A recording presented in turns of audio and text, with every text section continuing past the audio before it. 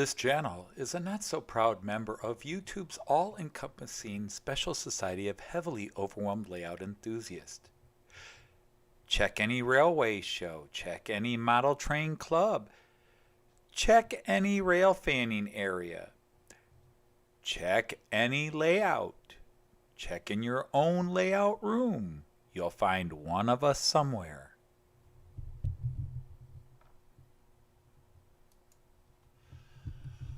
Warning! The content of this stream is not suitable for children under the age of 16. The language, themes, attitude, and personality of this presenter was not suitable for his own children when young, and he was a permissive parent. Topics discussed will not center on trains and will focus on anything except politics. It just happens trains are running. Any similarity between characters, situations, trains, and intelligent thoughts is strictly a coincidence, and any rebroadcast or transmission of this stream without the expressed written consent of Major League Baseball is strictly prohibited. Viewer discretion is advised.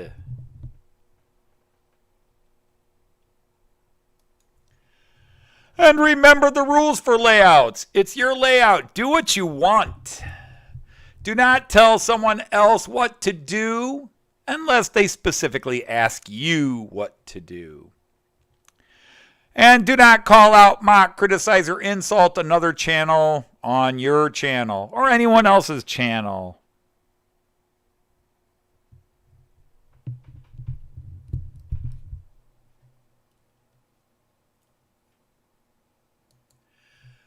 Good Friday, everybody. How are you out there on the other side of the screen? It is another Friday, which means it is another visit to the Dodge Home for the Criminally Insane.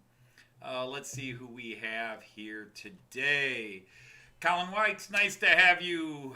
Awesome. Chris Whittingham, great to have you. And Jean Ricard, welcome back. You've been gone a couple of weeks. Let's see, Christopher from Forgotten Pit Road. Awesome to have you. Hope you're feeling good, or at least better.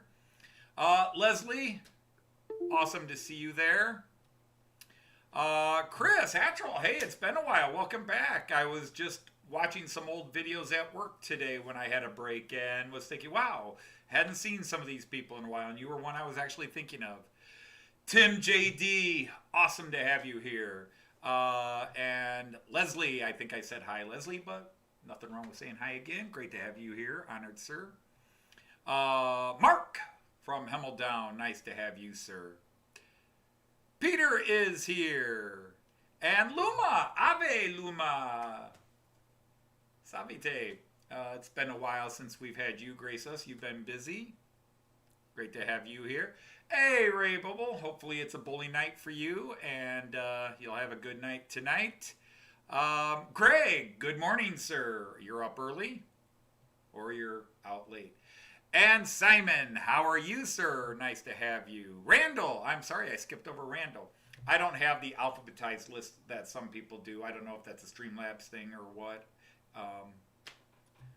But great to have you, and anybody I missed. I hope I haven't missed anybody. I'm scrolling back up and down the list. And Luma says Guten Abend as well. Guten Abend.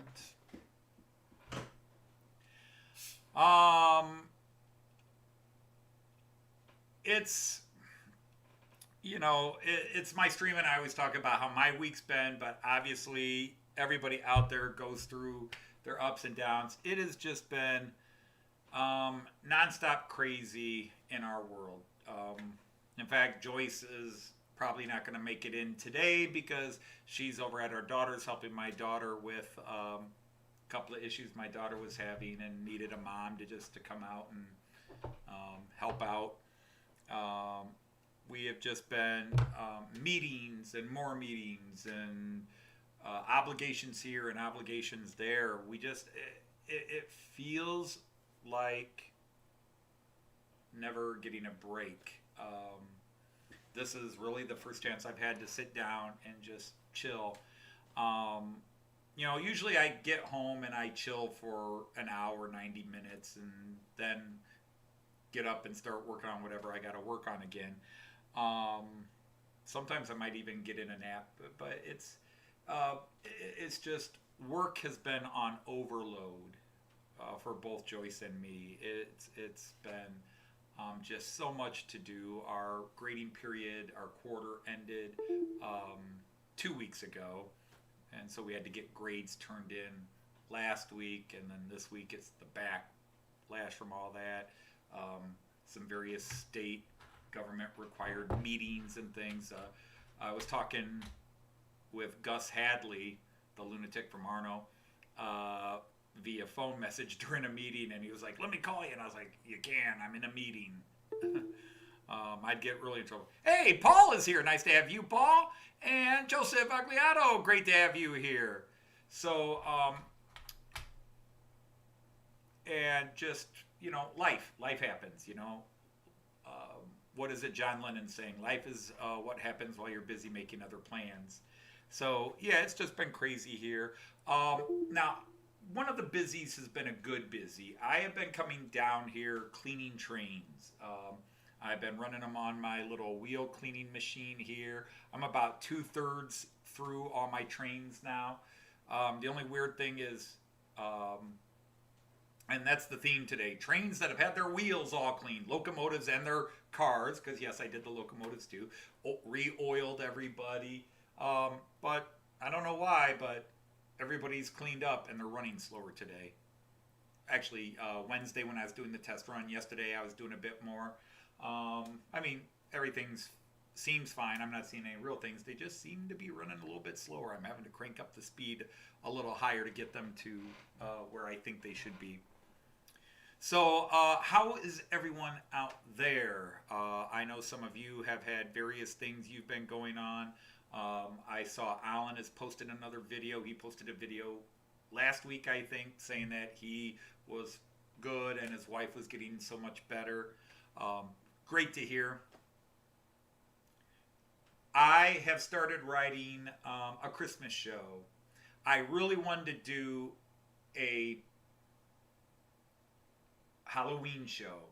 I don't know if I'll be able to even do it on Halloween. I planned on today being a Halloween show, but I just haven't had time to sit down and really scope out what I want to do, how I want to do it. I was going to have obviously a lot of my characters visiting and have a lot of pre-filmed silliness.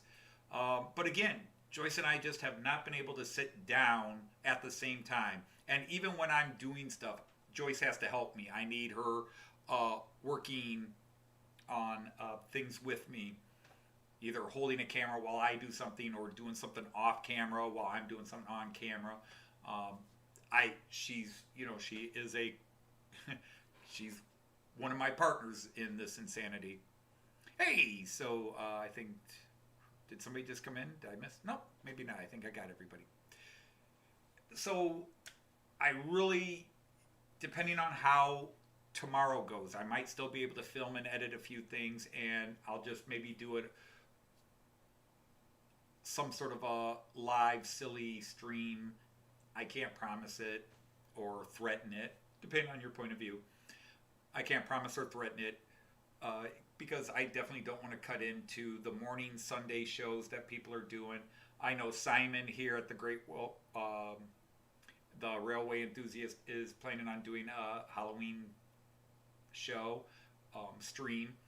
And of course, Lee at Anfield Road has a 3-hour stream he does. And then there's Sidetrack Sunday in the evening. And I couldn't do a show in the evening anyhow because I work the next morning. And I tend to go to bed early, especially on Sundays. So that's my work. But yeah, it's nice and easy. I demonstrated this a couple of weeks ago, my little machine right here. It just has a couple of brushes. Let me...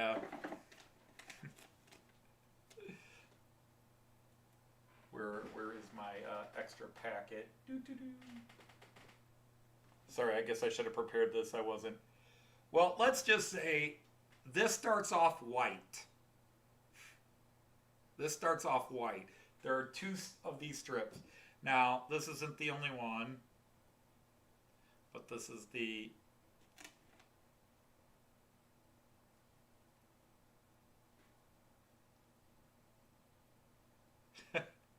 I think you guys are seeing that. Yeah, I think my wheels and locomotives needed cleaned. These are the used strips. I've had to replace them a few times already, and my fingers are getting dirty just touching these. I'm garbage picking right now, garbage can in my waist here. But yeah, you can see how filthy that is. So yeah, I think my wheels were a little overdue for a cleaning.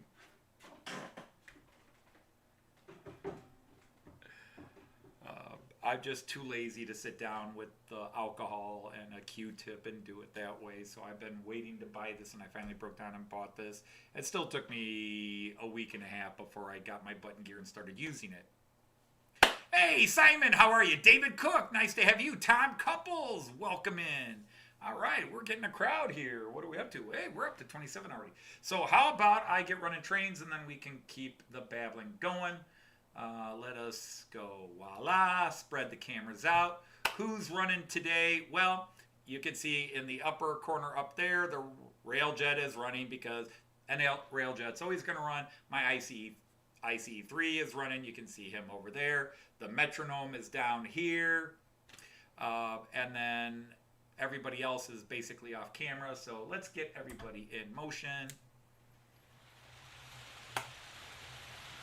And then a little later on, I might put the GoPro on and see how that works. You've been on holiday, volunteering as a tram driver at the Trolley Museum on Zealand. That sounds awesome. That sounds cool. If I were in Zealand, I'd come out and ride your tram and harass you and tell you that you're driving the wrong way. Oh. Hey, Stephen Price is here. Hey, Stephen Price. Quick question.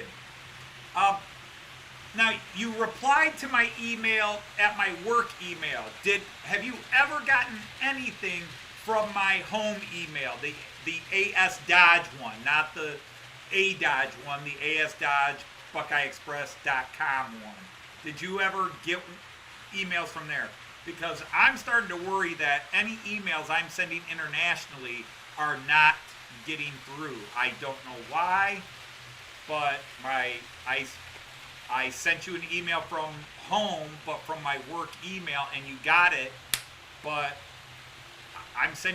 if I send an email to Joyce from my home email, she gets it. But I have sent emails to 4 or 5 people not in the United States, and my emails are not getting to them. Philip Page, how are you? And Somerset Andy. Wow, this is awesome. A lot of good people here today, along with the usual riffraff that this kind of place draws. But yeah, I really wanted to, you guys have been here live, and Joyce has been saying, I promise this week I'll get to it. And then she had one evening this week where she was home before 7. And she was like, well, if you really want me to, but my voice, she's talking like this, her voice is really husky. I'm like, no, I don't think it's going to work today, honey.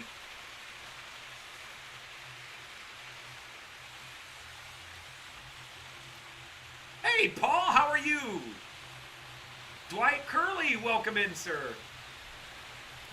I spent last weekend catching up on 3 weeks worth of, not 3 weeks, a week's worth of YouTube videos, because I took a week off of YouTube, as I was telling you last stream.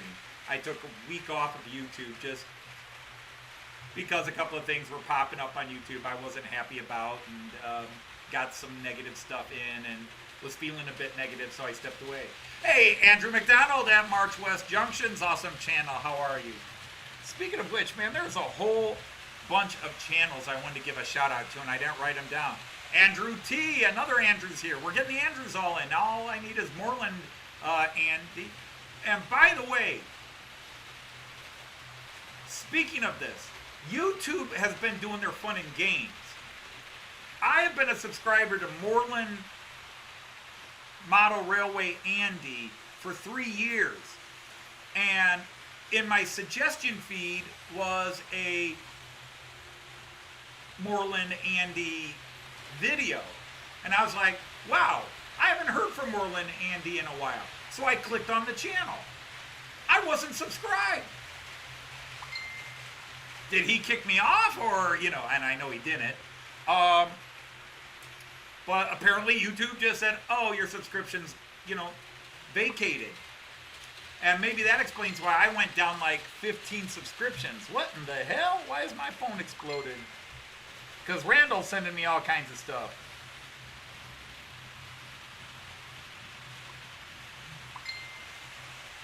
What in the hell?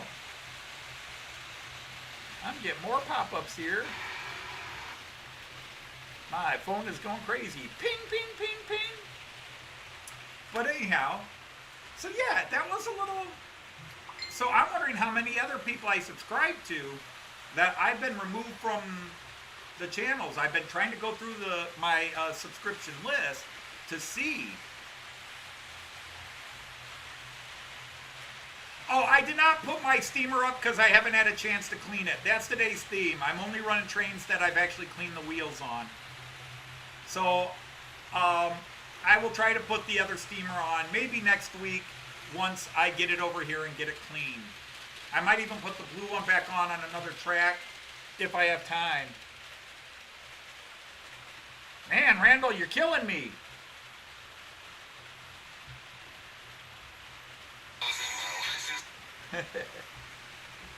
Pop up, pop up, pop up.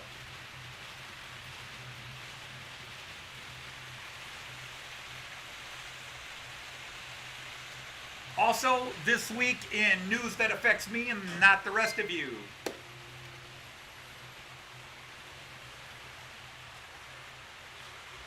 Okay, okay. Man, I'm getting hit everybody. I'm busy. A German site, Model Train Club site, I'm subscribed to,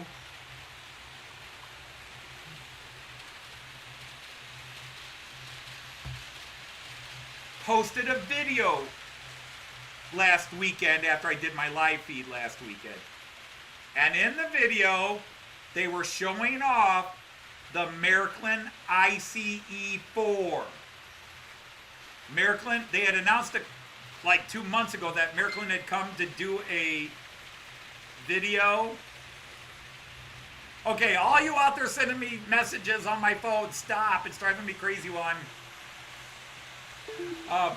but they did a video showing the ICE4, the Märklin one, running on their track. And I asked them, does this mean Märklin gave you the okay to show it, meaning it's ready to go? And yes, they said yes, which means Märklin is ready to release it. Also, the Märklin website now lists, instead of saying released in November, being released in November, is saying temporarily sold out, more stock to come. That is also a sign it's being distributed again. Let's see, what am I missing in the chat? Hey, 156 Andrew's here. Another Andrew's here. We are Andrew'd up. Jerry Saturelli's here. How are you, sir? Yeah, they're acting up. I've got some sort of electronic issue going on down here. There's a lot of things happening. I don't know exactly what it is. But this one sometimes gets really bad, and you'll notice they're all kind of bipping. There's a little bit of interference going on here. Sorry, guys. It's going to be that way today. You'll notice my camera is actually blipping a bit. So it might just be a computer issue.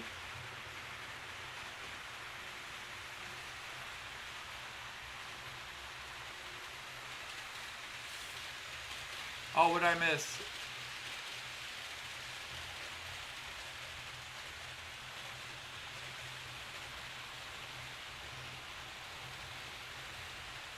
Yeah, I saw Jerry, you posted an Amtrak video. I haven't had a chance to watch it yet, but I will. Definitely get a thumbs up, and I usually try to leave a comment.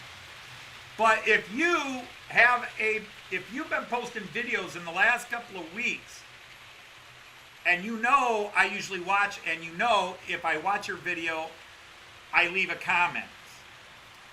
If it's a stream, some guys' streams I will go back and watch. Most I don't. But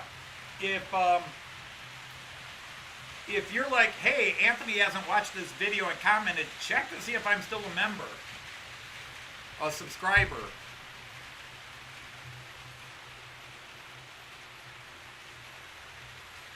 Yeah, Chris Hatchell, I've had the ICE ordered since January of 2019 when they announced it. So, almost 3 years. January of 2019. But yeah, there is something definitely going on.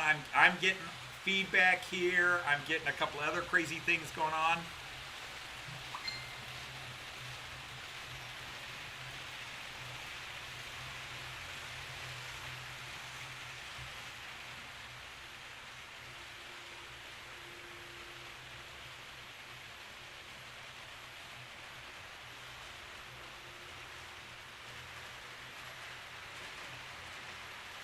That was the last email you received, Stephen? Because that's my home address, that's my home email.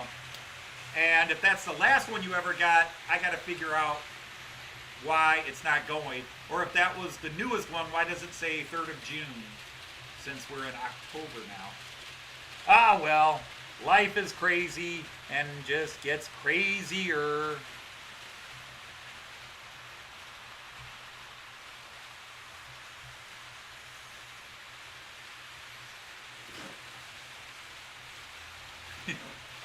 Well, I'm glad somebody enjoys my company because sometimes it's a limited company. Joyce and my kids usually, and even my kids. At least my one daughter. Sometimes she's in the living room and I'm like, I want to watch TV, and she's watching something on TV, and she's not happy that I took the big TV from her. And I have to do the, hey, my house, my TV.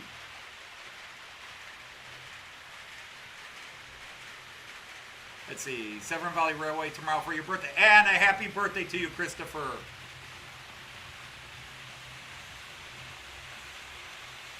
Hey, Kyle Stevens, thanks for stopping by. So, anyhow, what all do we have going on here? You're looking a little low, dude. Why are you looking low there? There we go. I say too much. I've been watching replays and I say way too much. And I have a trained public speaker, but I guess I let it down when I get home in front of the camera because I say and way too often.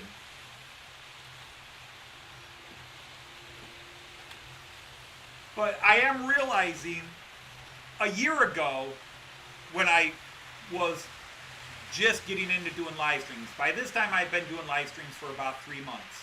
I mean, this is number 87. Although, sometimes I was doing them 3-4 a week for a while, and then I decided just the Friday ones would count in the actual string of things. Last year, I was teaching half days. At this time, I was teaching from home, and I was teaching from 8 to noon, and then from 1 to 2. And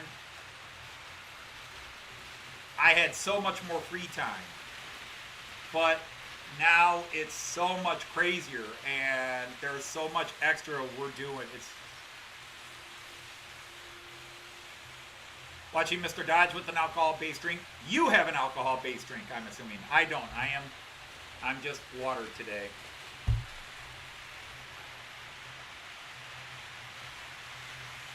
So I'm hopeful that by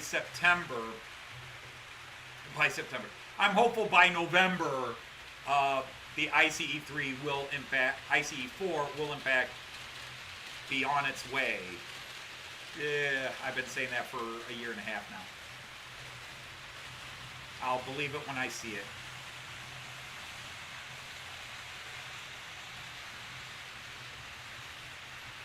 The other mild news is I've begun writing a Christmas show.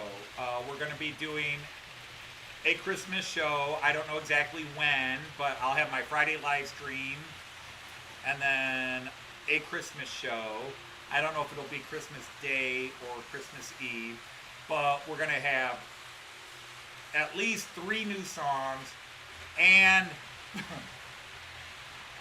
we're going to have a special episode of Matt Clark Railroad Detective, a Christmas special for Matt Clark Railroad Detective. I started writing that yesterday. It'll be a one-off, and I'm hoping by writing this Matt Clark episode, it will get me back into writing, because I really want to get the Matt Clark show going again, season 2 by January. I started season 1 last January of this year, and it went 18 weeks. And I really thought, my original goal was I wasn't even going to think about Matt Clark until August, and then maybe try to get it going in September or October and do a fall series. Obviously that didn't happen, although I've written 5 scenes.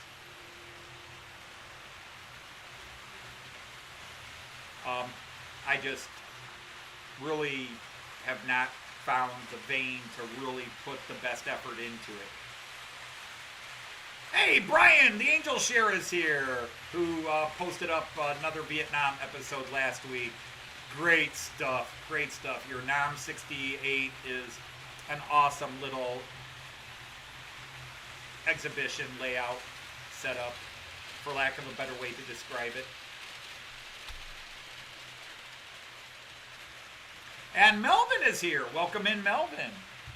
Hey, we've got 30 people here. That's pretty cool. It's very rare anymore that I break 30.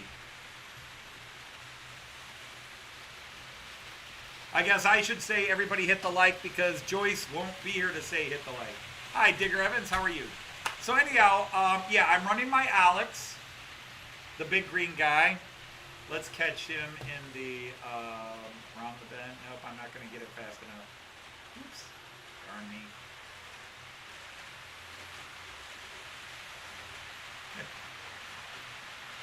Oh, well, I'll just catch him when he comes around here. We got the rail jet. We'll just catch both of them here. So, yes, the Austrian rail jet is here and running. Well, the ICE's going through there. The ICE 3. And there's the Alex train is running.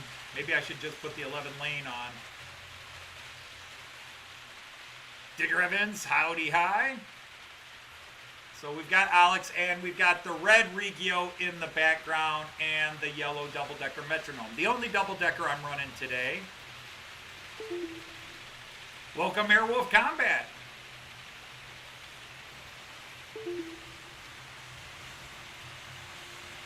And I'm running the Czech railjet as well. The Czech railjet is also in action today, and now nobody's on that scene. And in case you've forgotten, here is the layout train table. You guys have browbeat me into it. I call it a layout now. We have an 8 by 12.5 foot table, an 8 by 11.5 foot table, and in front of me, or above me, we have a 2.5 by 6 foot table section. And that is the layout. What is not on the camera is, I'm actually pointing the wrong direction, but for you guys, it is to your right. As you're looking at the screen, it is to your right. But on the far side, there is a 10-inch by 12-foot fiddle yard parking area. It has 5 lanes.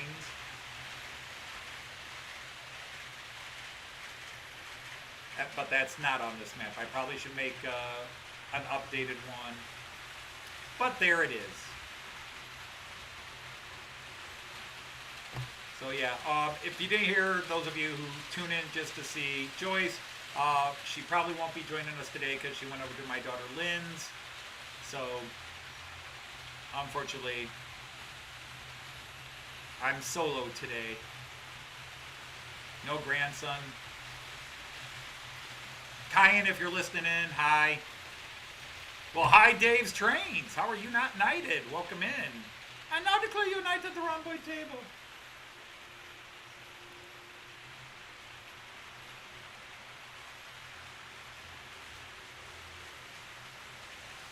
So that's what's running. So let's go back to the all view. Bing. I want to figure out why this is acting up. I think one of these power strips is having issues.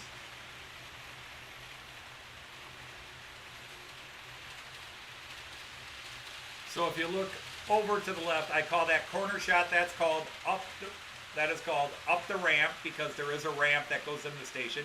And then they go from up the ramp into the station.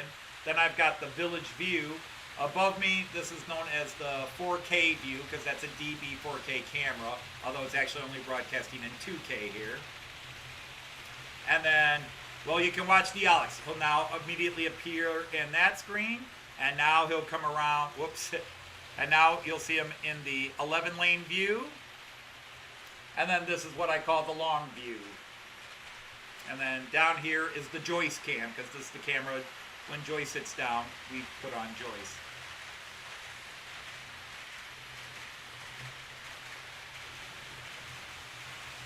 Yeah, aw shucks. Yeah, Joyce had the day off of work today. She teaches elementary school, and they had conferences Wednesday night and last night, and they get paid with a day off, or rewarded with a day off. By doing evening conferences, they get Friday off. So they did evening conferences Wednesday and Thursday, which is one of the reasons why we didn't get anything done for today's show again. It really bothers me. I know most of you don't care, but I like to have something cool or special to put, whether it's a song or a cartoon or a skit or something I put together. I enjoy having that. Well, hello, Lee. Your ears were burning. We were just talking about you. So starting a new job in 2 weeks' time. We'll keep the fingers crossed for you.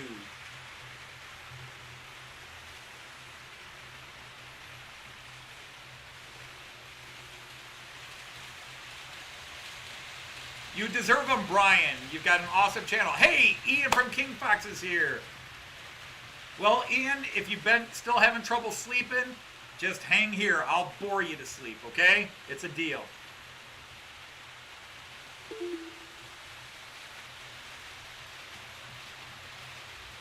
Yes, yes I have.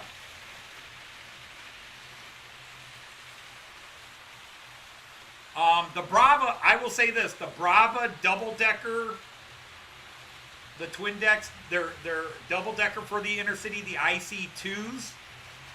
They're better than the American ones by far. And American ones are good. My American double-deckers are nice. But those Brava ones are like next generation. But,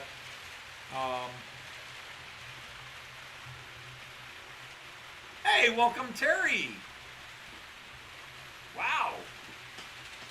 Nobody else is on tonight that I'm getting so many people coming out today? Awesome. So we do have things planned. Like I said, I really wanted to do, I had a great set of skits. If I have time, I'll try to film them tomorrow. If Joyce is free, we will film them tomorrow and probably try to do a quick pop-on live stream again for Halloween. Just some silliness.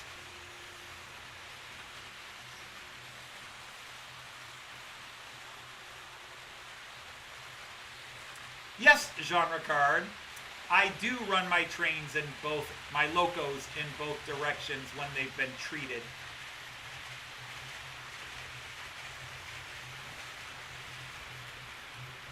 But speaking of thinking, again, I want to thank everybody who's come in today or comes in any Friday, who comments or goes back and likes my videos. I know I'm only doing live feeds. That's another thing. I've been talking for a month about bringing back my show. I even did that with that the Ray Boble Quit Monkeying Around challenge. I brought the Ghost of 2015, and we've got a cool scene.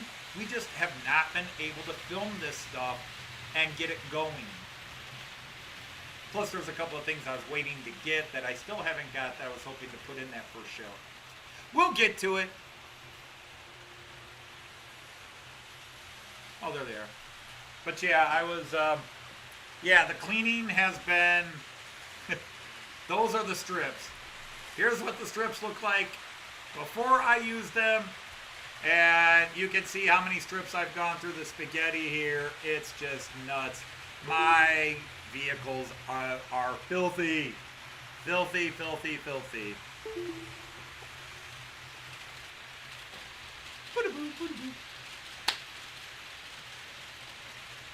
Well, they were stable for a bit, but now they're acting up. But that's that sound. That's my computer saying something's messing around on one of the power strips. So the computer's reading it, losing it, reading it, losing it. Do I have a new train? Not within the last couple weeks. I did get a couple new locomotives about 3-4 weeks ago. Sadly, this guy is not going to be sent out and converted to 3-rail anytime soon, because the Italian companies that make this say, we don't have parts to do this one in AC. We weren't planning on doing it in AC, so we didn't make it versatile. Bastards. But we have a plan. A gentleman was talking to me, and he said, all right, what we can do is rewire this to just be an AC. You know, it's got the motor in it, but we'll rewire, this has the grounded axles. This has grounded axles. So what we're going to do is we're going to buy a car that will be attached to this. The car will have the, wow, I am getting all kinds of, there's an issue going on. I'm going to have to deal with it this weekend, I think, because obviously I'm getting interference here, on here, and I don't know what that's about. And I'm getting a reconnect sign from my computer. So one of my power bars is definitely having issues. It may just be the power. But anyhow, this poor guy, this beautiful loco, I've been waiting years for somebody to make one, and finally somebody made one, and I jumped on it saying, it'll be easy to convert.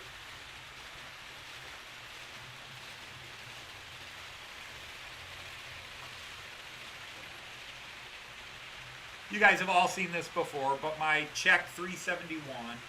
But let's go to the next exercise. But this guy right here, he is DC. And when I got him and I looked at these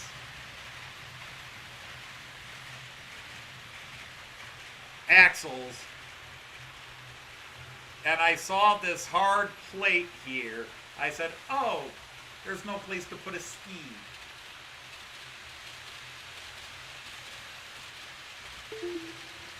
And I asked a couple of model railway people, including Helmut's Model Railways, which is a big, they specialize in America and some other things. Trans-European Express in Jersey, a couple of other places. I asked them, can they convert? And they all sent back, no, we don't do that. I mean, I suppose I could buy a ski. Actually, I've got a spare ski. I suppose I could get the ski and drill a hole here in it and somehow wire it in, but it would be tricky. But unfortunately, the idea is that we would attach a car and put the decoder, put the ski and everything on the passenger car behind it. and then just use that as, run wires through it as the power source. So there is a plan B. It's just sorting it all out, because this thing is gorgeous. I really thought it would be running on my layout by now, and nope, not even close. So let's go back to some trains running. Let's see who's doing what. Let's do for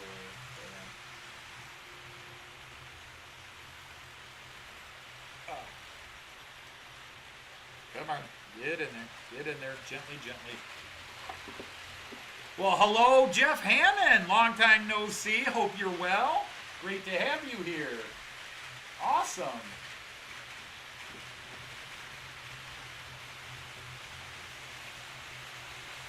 Sorry to hear that you have the flu. That sucks. After I just got done saying, hope you're well.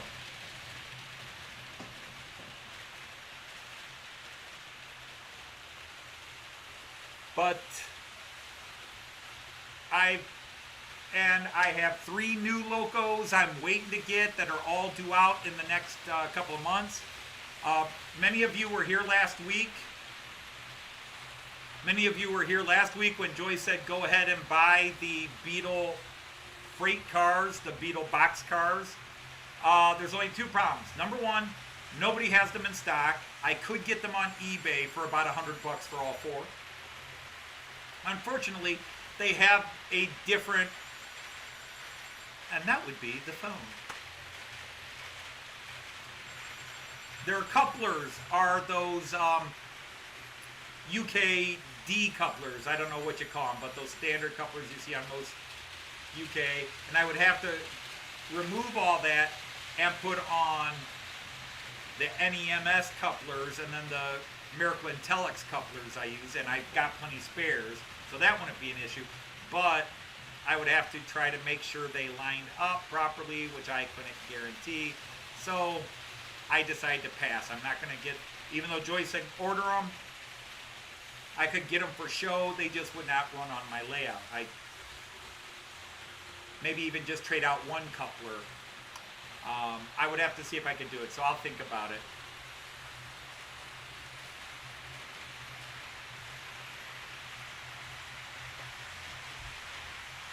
But yeah, it's been a few weeks since I heard from my California guy about my ICE1 and ICE2.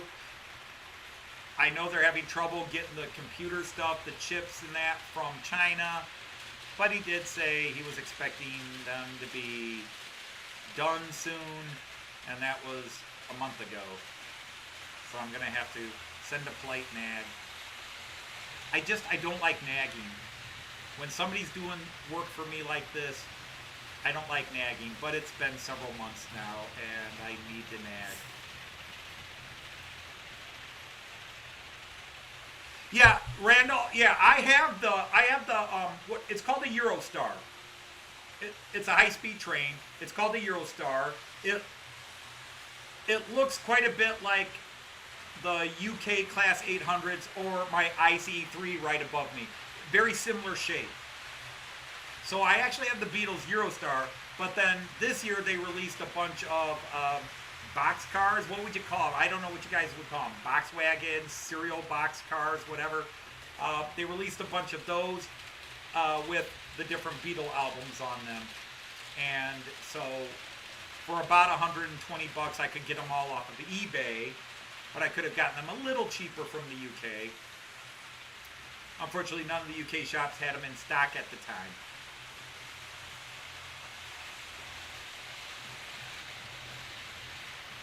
So yeah, I've got that.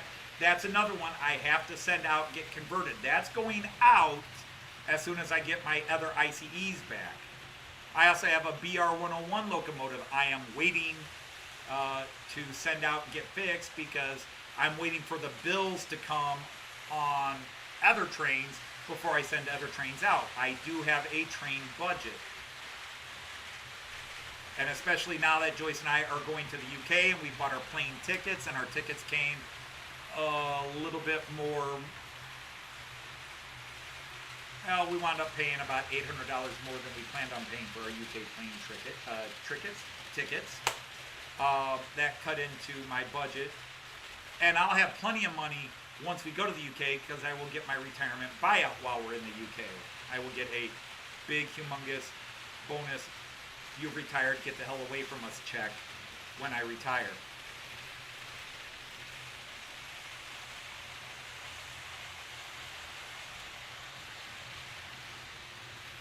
So, I mean, I'm a huge Beatle maniac. I am a huge Beatle fan, big Beatles trivia buff, and I don't. Well, I do own a lot of Beatle knickknacks, but I've always had hobbies that cost money. My wargaming hobby, and it's like, well, I can either buy a war game or I can buy this Beatle stuff, and I always said something else. I never bought all the intricate.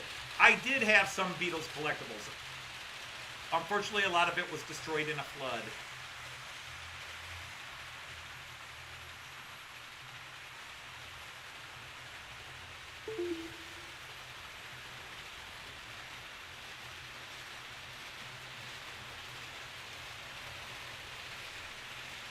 So yeah, I do worry about the couplings. Yes, Jerry, I've already put in my retirement paperwork. I am officially retired June 1st of 2022. That same day, Joyce and I are getting on a plane to the United Kingdom. But yes, I have officially put in my retirement.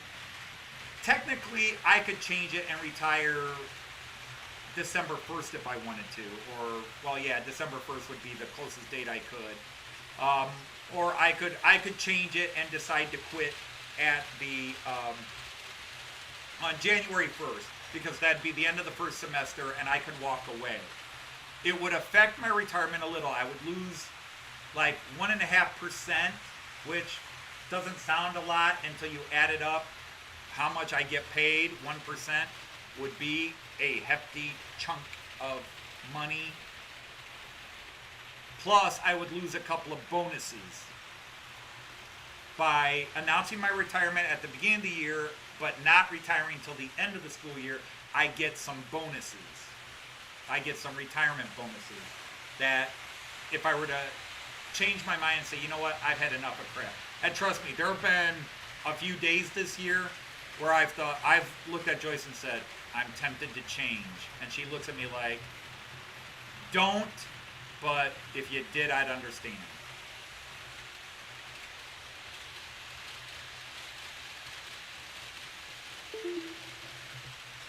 But, no, if I stayed to the end of the year, I go up a bracket in my retirement, and I also get some buyout bonuses.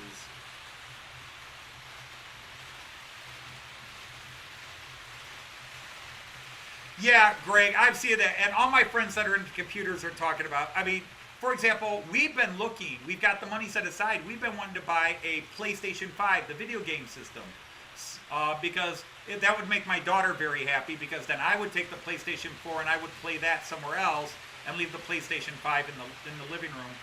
So one way or the other, one of us would have. We would each have a game console, but there are some games on the PlayStation 5, and we can't get them. They're $1,200 and they should be $400 to $500 because they just can't get the parts. Everything has been hit by the small C or the medium-sized C. The big C is cancer, but we all know COVID has affected the world, and that's what my guy in California has been telling me with the decoders and stuff for my train. The decoders he ordered from Pico. Actually, I don't know which ones he was going to put in. But he ordered really high-end decoders, and they're not coming in.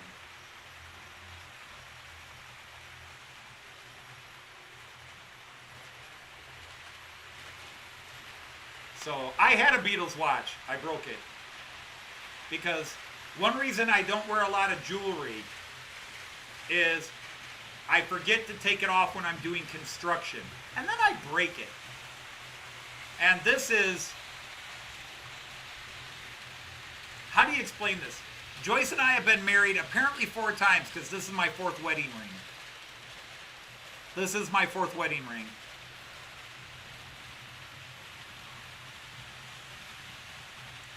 Well, yeah, but I've been looking forward to retirement for a couple of years. So, I mean, a few months more isn't going to do anything, but it's been crazy. I'm looking forward to the things I get to do after retirement. Because my colleagues, and, you know, for example, we had a fire drill earlier this week. We have to have monthly fire drills, practice evacuating the building in case of fire. We have to do it once a month.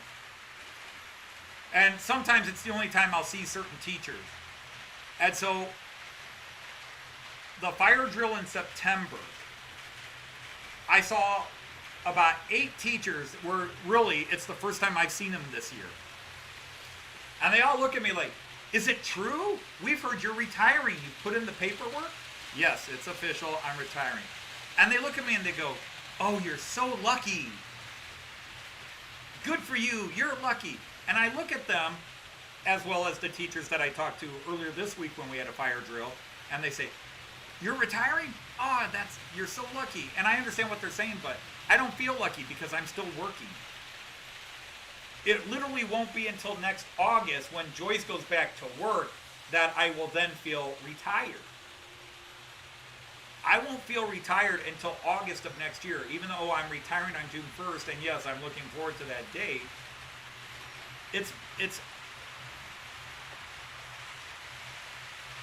I love my students, and I love teaching. I still do.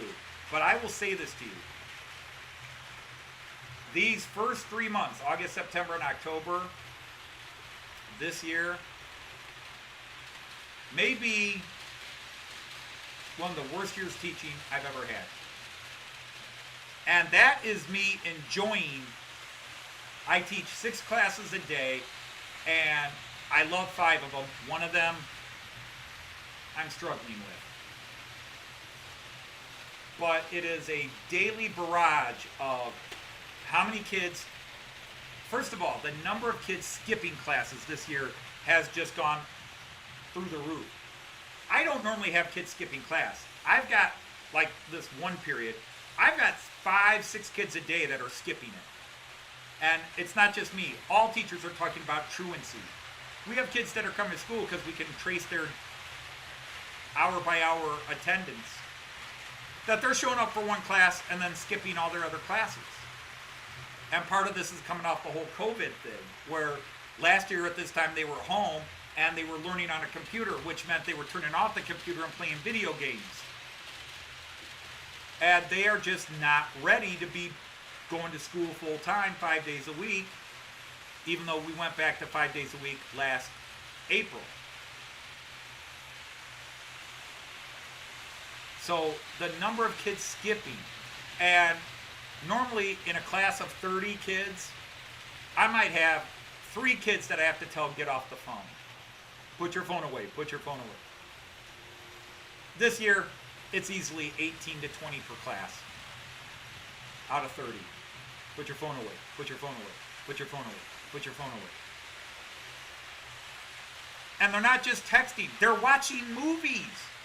They got their earbuds. They get your earbud out of here. And they're like,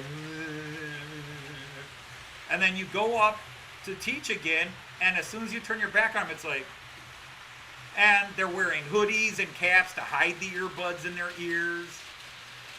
So it's frustrating. My frustration level is probably at an all-time high. But it's not just me, it's all the teachers. That's just it. We are so limited in what we can do. Our state, and politics for 5 seconds. Our state is a conservative state, okay? So this isn't liberal bleeding heart crap. Our state is a very conservative state. Well, our state passed these laws that ban us from disciplining kids. If kids are skipping classes, we used to be able to hold that against their grade. Our state says, no. Kids have to be allowed to make up their work. We used to be able to suspend them, but the states are telling us, stop suspending kids, stop kicking kids out of school. So we really can't discipline them anymore. And again, this is not bleeding heart liberals, blah, blah, blah stuff. This is a very conservative state, and a very conservative state government. But, and the reason is because all the local businesses complain that when we kick kids out of school, they're roaming the streets and causing trouble at the businesses, so put them in school where they're contained. And that's really where it comes from.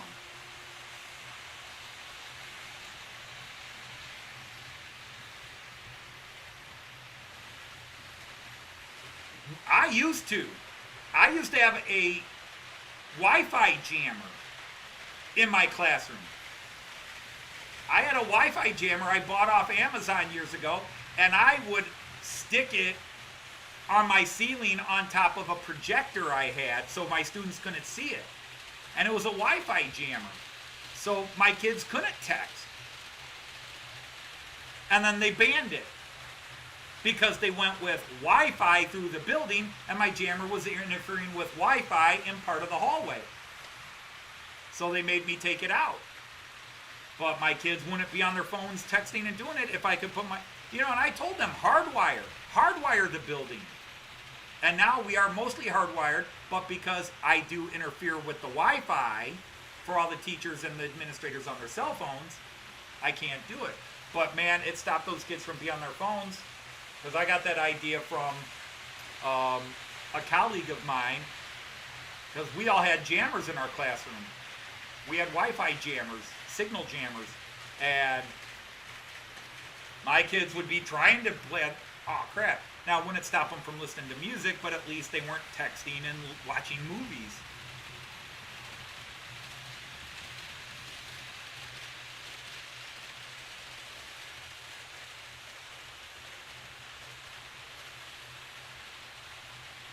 I don't have a favorite steamer. My favorite steamer is my Class 51, because I'm not a steamer guy. I'm not into steamer. I think they're gorgeous. I think the A4 Mallard is probably my favorite steamer in the world. I think the A4 design was really cool, and the Mallard's the most famous of the A4s, I guess. But I guess that would be my favorite steamer. I'm sure Chris is loving me right now. But otherwise, my favorite trains are Mr. Railjet, coming into your view right now. In reality and on my layout, my Railjet here, and well, ICE 3 is coming around right now. My ICE 3, those are my favorite trains. And they're both electric.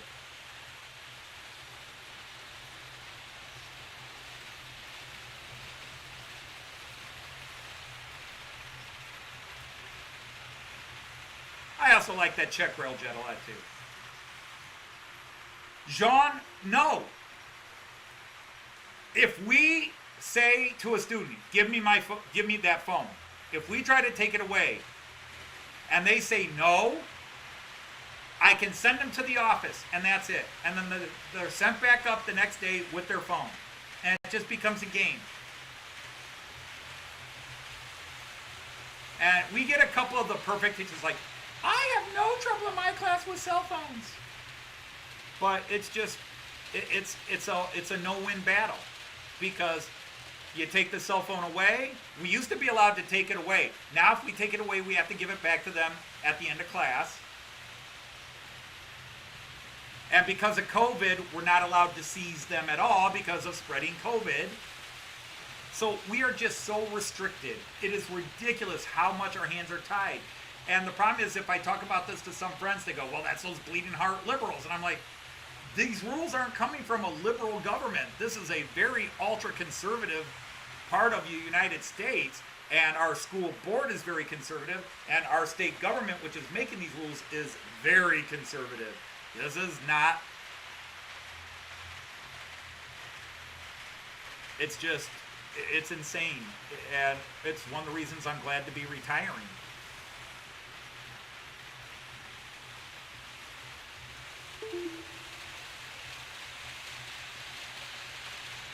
Oh, is that true, Leslie? Okay. Ah, well, the mallard's the famous one. But otherwise, I sound like a woman here. So be it. What I like liveries. Okay, what attracts me to a train is a livery. And to be honest, I haven't seen too many ugly liveries. There's a couple of Hungarian trains and old Polish trains and some Russian trains where I go, oh, what were they thinking? There's some boring liveries. But my taste in liveries, you look at my ICE3, who is, let's catch him up the ramp here. Well, actually, he's going into the station, but he'll come around the corner here. Notice I always make my trains masculine, he. And he said, there he is. I love that livery. The dark windows, tinted almost black, white with the red stripe. That is such a striking livery to me.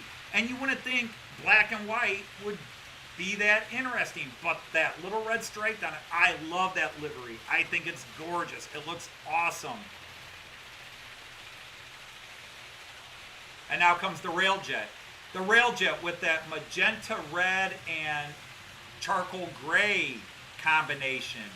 Magenta red and charcoal gray. That is so striking. It is so cool. In the United Kingdom, what was it? The LMS had those crimson cars. Those are so gorgeous. I could see myself buying a set of those LMS cars, never to run on my layout, but just to put on a display shelf because I think they are so gorgeous.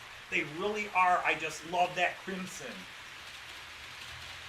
It's just amazingly gorgeous. Now, if I go to this guy, the Alex, I'm not a big fan of this livery. It's green, so it's a different color, but it's sort of meh. It's not a great livery. The Czech Railjet with the three shades of, well, it's white, a medium blue, and a dark blue. I love that livery.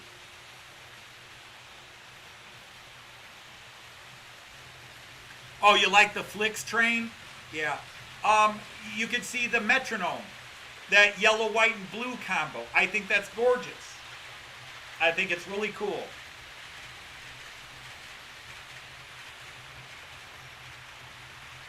And then, the Deutsche Bahn Red, the DB Red, their Travel Red as they call it, the DB Travel Red. I like it. Now, there are some locos it's not as exciting on because the loco itself isn't that exciting. But as I get into the hobby, I'm definitely seeing locomotive shapes that I like and locomotive shapes I don't. Now, most electric locomotive shapes, I'm sort of like, there's nothing striking. But let's face it, diesel and electric locomotives, there is nothing too striking. I like the Taurus. There's a couple of other shapes I like.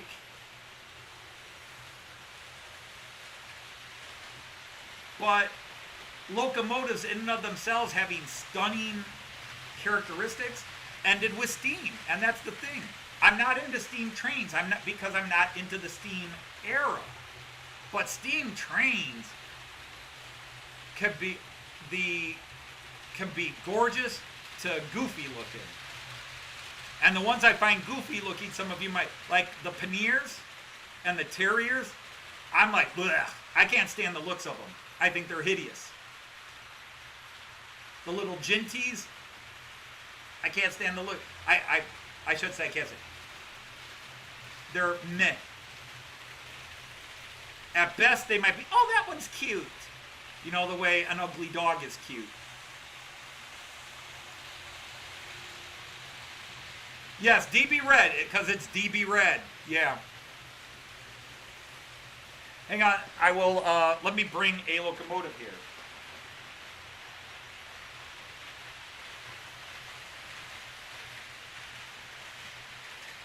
Oh, I need to turn you off. Maybe you're part of the problem.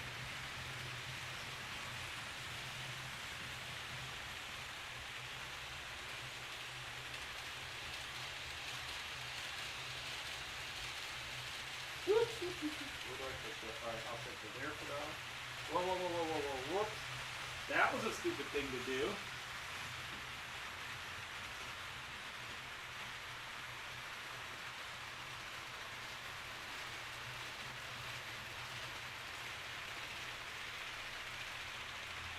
I wasn't thinking there for a minute.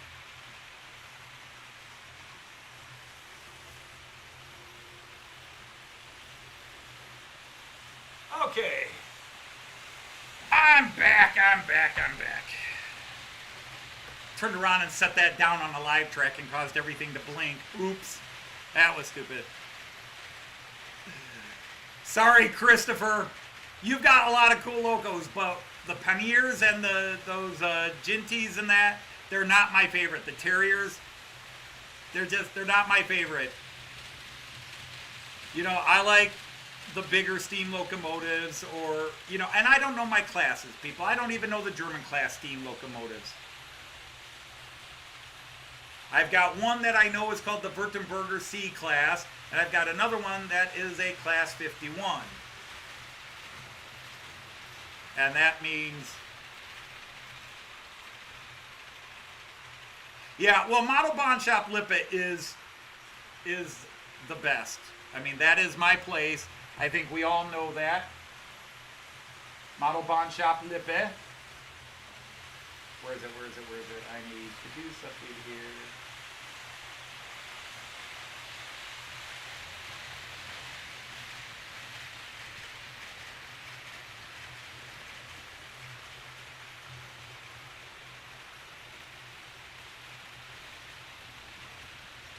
Okay, good. Now they're all. All right. Anyhow, so I'm going to go ahead and just stop these trains for a second just to get rid of some of the background noise. And let's stick my mug on camera again. Doobie-doobie-doo, doobie-doobie. Nope, wrong one. Here we go, kids. Okay. And I'm actually going to do a video where I go through all my locomotives. That's one of the first shows for Model Train Outsider Series 2. I'm going to go through like all my locomotives and that. But this is a Deutsche Bahn class 143. Okay, this is a class 143. And I'll show you the top, let you guys kind of look at the detail on this. This is really well detailed. And this is a Pico. This is not a Märklin, this is a Pico. So I'm double checking the bottom. But an electric locomotive class 43. Now, okay, it's a box. I don't find anything stunning about this. What makes this cool to me is because it doesn't look like any of my other electric locomotives, my class 146s. Or my class 147s, which I can't reach right now, so I can't show it to you. But my class 147, which I think is kind of a cool looking locomotive, my class 147. The livery will have a lot to do with it. But this is well detailed. I'm very impressed. It's a weak Polar. That's the negative on it. This was one of their cheaper ones. This is a Pico lesser model. But, I mean, even the grill on here, I don't know. Whoops. Can we get that on camera here?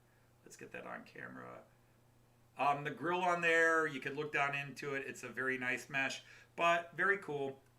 But the only reason I think it's not completely hideous is because I've got all these class 146s, which have a very similar body shape. I also have 3 Taurus locomotives, which have the same body shape. But he's a little different, so that makes him stand out in my collection a bit. But in just looking at it, and I apologize, get my hands in the way, but I have to hold this tight. I can't do a gentle hold because I'll drop it. The handshakes will start any minute now. But I think it's a cool looking locomotive. It's a box. So I say it's cool because of the detail on it, but its shape and that kind of boring. Okay, so now let's look at this guy who is also Pico. And this thing probably weighs twice as much as the other one. This is also very well detailed. Okay, very well detailed. And again, when you look at it from this side, it's boxy. Probably get my hand out of the way. I don't know. I wish I had a display case. I'm going to put it in my right hand. My right hand is less shaky. But you guys can see that. Okay. But then on this side, it all of a sudden jumps up a level of cool because it's got these corridor windows here, which light up. You can turn the light on, and that gets me. Light, ooh, lights. I'm a bells and whistles freak guy. If it has lights and sounds, I'm a kid in a candy store. I geek. Ooh, that's cool. But that little bit, I love this guy. This is probably my favorite new loco out of the several I bought this year. He is a strong puller. It might tie my Railjet and my old Class 146-2 as my strongest pullers. It clearly can pull long freight trains on the long circuits without an issue going up the ramp. Great locomotive. It's got all kinds of sound functions and light functions, so that, of course, gets me. But just those windows, all of a sudden, it jumps up a level of cool. But again, the general shape is just kind of a box, but because it's this Deutsche Bahn red, this is, by the way, I'm sorry, this is a Class 181-2, which is supposed to be a freight hauler, but according to some friends from Germany and visitors to my page, this also does occasionally pull passengers. It is a mixed hauler.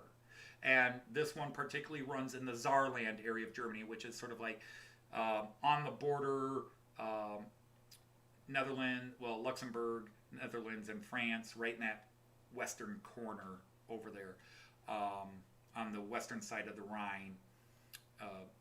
But anyhow, I think it's a gorgeous locomotive, but it's the best Pico, and it's the first Pico I'll say is a great locomotive. It's the first Pico I've owned where I say, this is a great locomotive. Check that. My Czech Railjet Taurus is a Pico, and that's a great locomotive. So it's the second one. My apologies. Sorry, Pico. Anyhow, so that's this guy. I think it is a great looking locomotive. Paul is leaving. I'm sorry. Good night, Paul. Take care. So I have those two locomotives, but they're boxy. Steam locomotives are the only ones that have any real style to them. The Vectrons are different. Somebody was mentioning Vectrons again, and there's a couple of my friends in here that mentioned Vectrons. The Vectrons do have a different look, which, yeah, they stay. But again, it's the livery on them. Because I've seen Vectrons that look crappy, and then I've seen a couple of Czech ones. I've seen a Deutsche Bahn one in red, where they're really cool looking. But you know, every country now is trying to make their trains really stand out in terms of liveries. You know, if you go to Polish trains in the 70s, 80s, 90s, they're kind of ugly. But right now, Poland's got some gorgeous trains in terms of the liveries on them. Hungary is really starting to get some cool ones.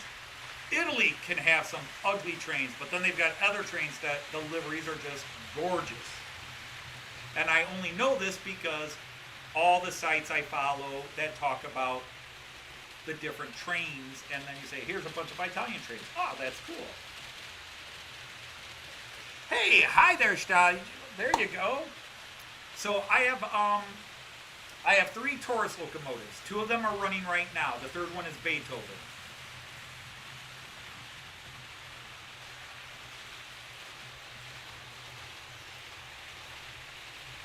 Is the Beethoven locomotive.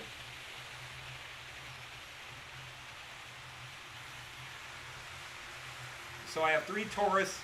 I have 3 Class 146-2s. The Metronome. Oh, he just went past, darn it. I'm sitting here talking. I should be showing the trains. So, yeah, the Czech guy coming into view right now, that is a Taurus. The Alex trying to come into your picture, if the Railjet doesn't cut him off, the Alex is a Hercules Class 223 diesel.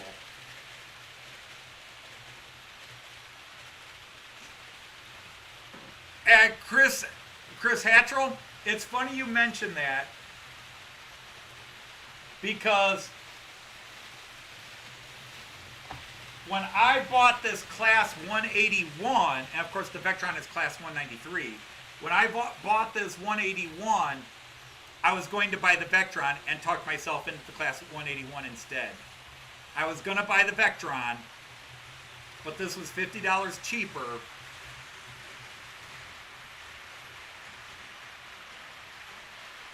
And I don't regret it, but that Vectron is still out there waiting for me to buy it. Technically, I could buy it today, but Joyce would be like, we could afford it, no problem. The money's there in my train account, but I am saving it. I'm saving it for all these bills that are going to come in. All these train bills.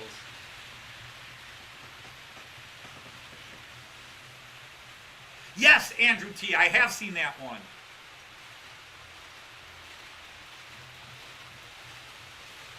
And speaking of which, Jean Ricard, Denmark has some awesome passenger trains. Denmark's got some gorgeous, it's DSB, isn't it? DSB?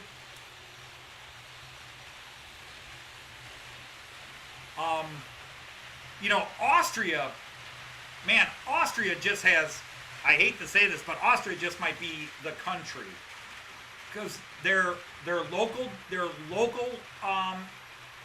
they're called city jets, are really cool looking. They have the cats, the CATs. Those are gorgeous, really cool colors and styles. Now, the French also have some gorgeous trains.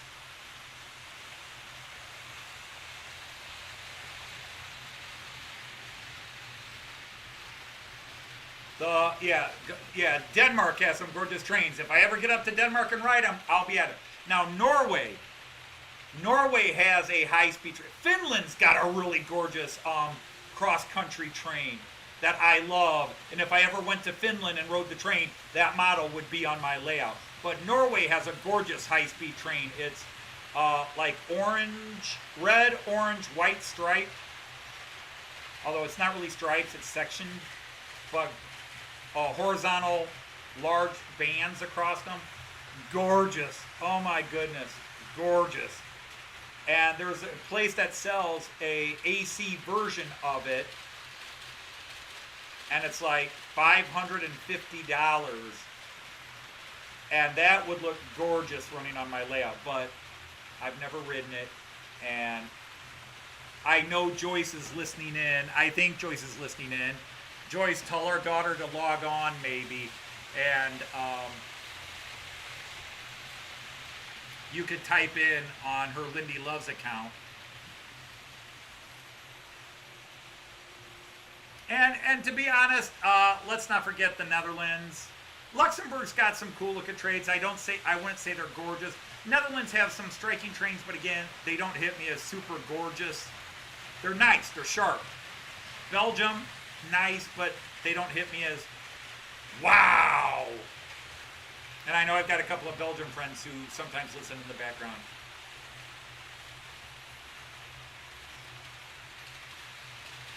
But again, the official rule is I had to have ridden on the train to buy it, except for the freight train and the two steamers and the Beatles. But the Beatles gets excused because it's Beatles. You don't say no to Beatles. And then I got guilted into buying the two steamers. But who knows, maybe someday they'll run one of those on a historical route, and I'll ride one just to go meh and ride one.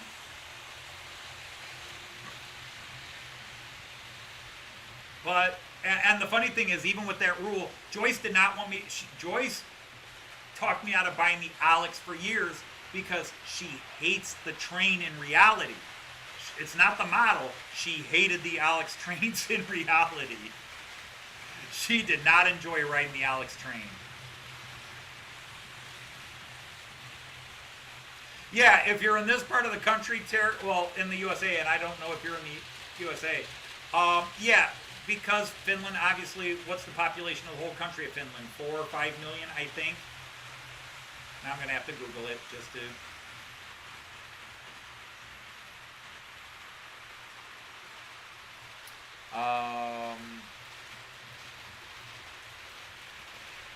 I don't have Alexa. Alexa, what's the population of Finland?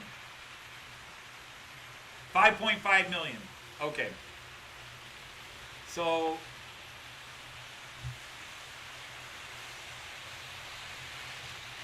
chat still won't work for you. Have I ridden behind the Beethoven? No. But I've ridden on the cars. So that was the excuse. I just needed a loco to pull those trains. And now, technically, this is replacing the Beethoven, but I've got to get this converted.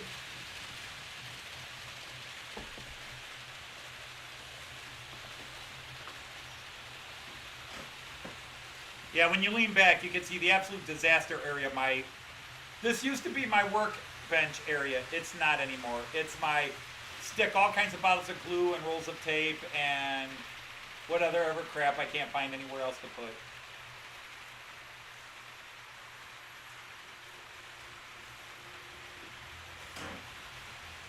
So yeah, you're absolutely right, Terry. Even if somebody makes them, I've never seen, in fact, the company that makes the Norwegian one is not a company I ever heard of before, and I couldn't even name it now. I've got the webpage saved. I would have to look it up. I'd have to look up the webpage. So let's see, while we're at it, let's look up that webpage.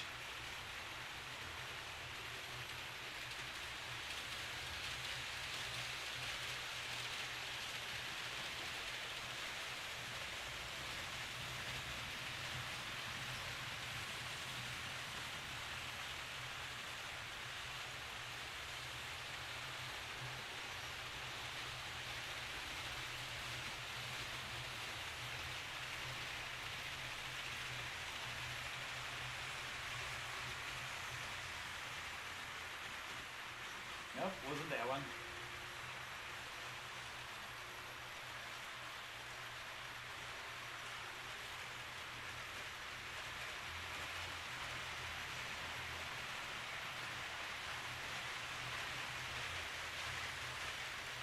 Okay, yeah, I can pop it up on this computer real fast. Bear with me, kids.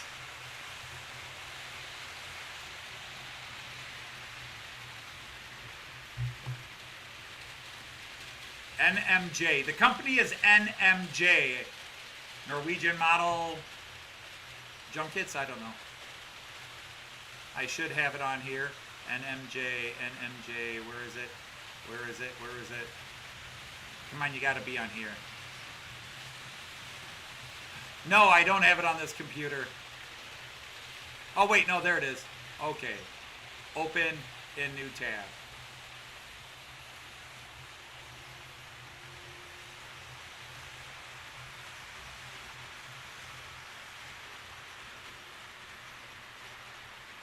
So now I got to go here. Bear with me. And let's see if I can get it to work. Online. So bear with me. Ta-da! Here it is. Okay. So here it is. The company is called NMJ Topline.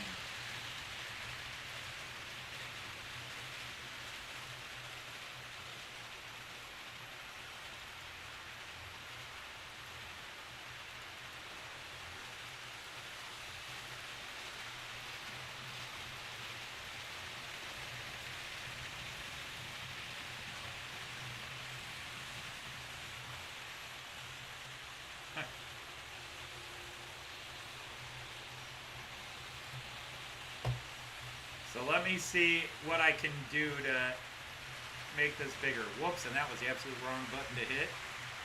Well, not the absolute worst. Bada bing, bada boom, bada bow. Let's go here.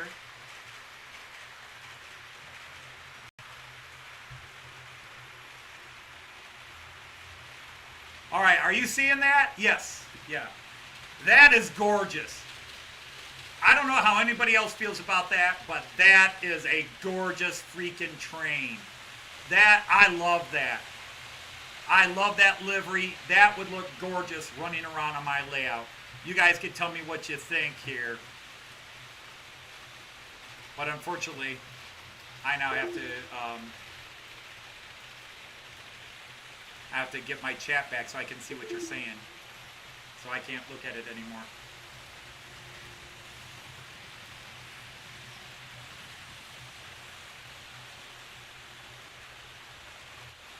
Oops, that one.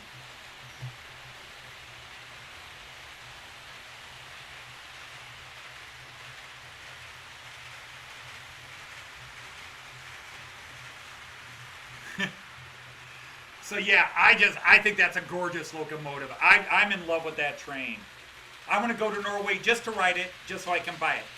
Now Joyce would go along with going to Norway, and she would go along with riding that train.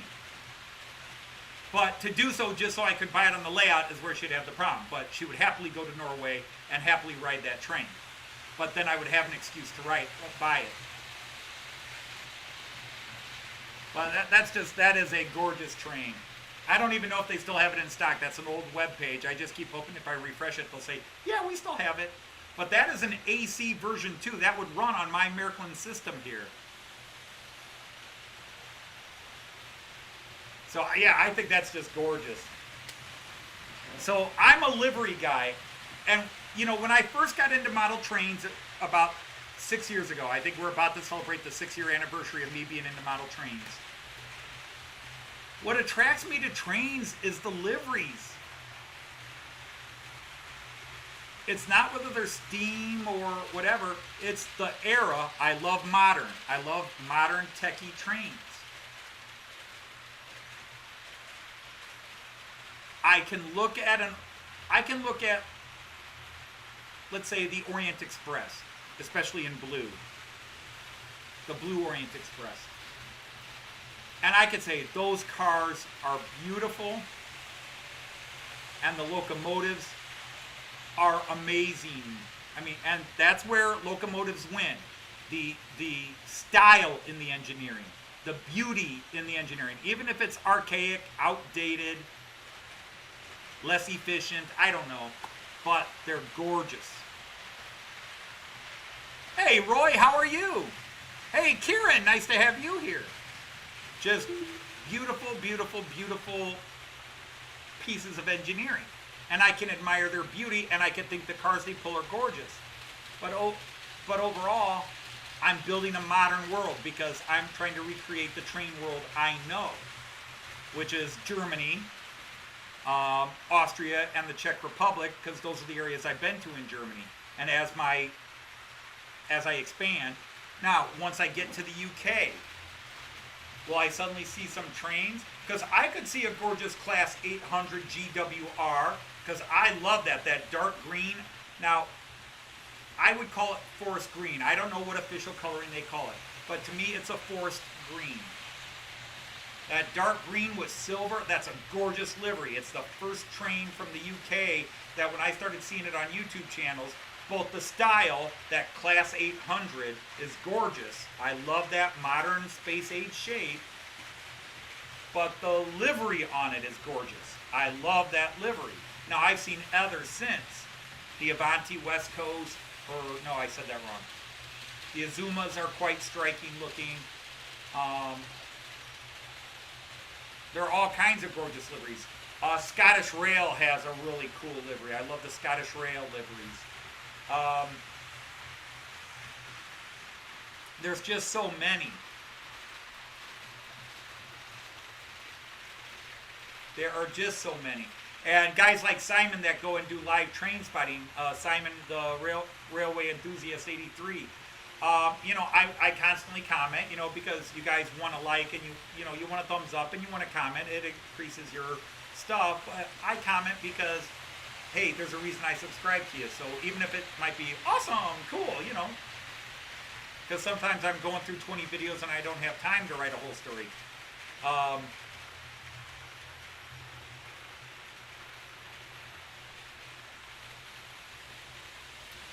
Speaking of which, there's a web page you should all go check out. If you haven't checked this guy out, he has got a gorgeous layout and he deserves more subscribers than he has, and I don't know why he doesn't have more.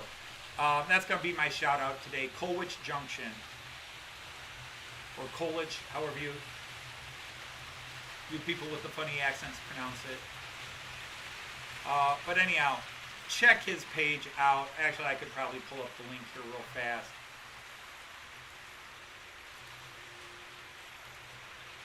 There's also On the Main Line is a great page.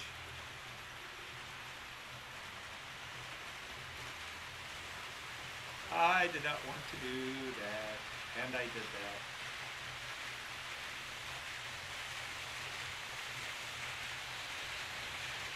Where are you? Where are you? Where are you? Come on, darn you.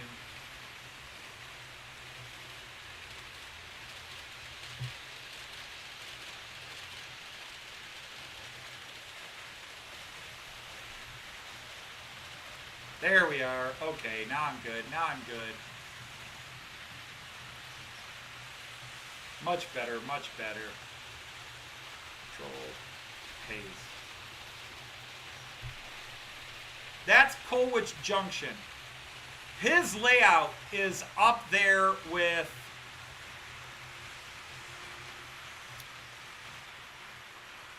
Moldy Raspberry. He's got 424 subscribers, and guys, you know I love you all, support you all. This guy just deserves more, and I don't know why he doesn't have more. And I say that knowing you all deserve more, and I don't deserve as many as I have. But Colwich Junction has an amazingly beautiful layout. He is right up there with guys like Moldy Raspberry and St. Richard of Everard, St. Everard. Just fantastic work in it. And everybody here should subscribe to everybody. I know Digger Evans here, but Digger has more than me, so I really, giving him a shout out would be like me offering a drink of wine to a guy who owns a winery, you know.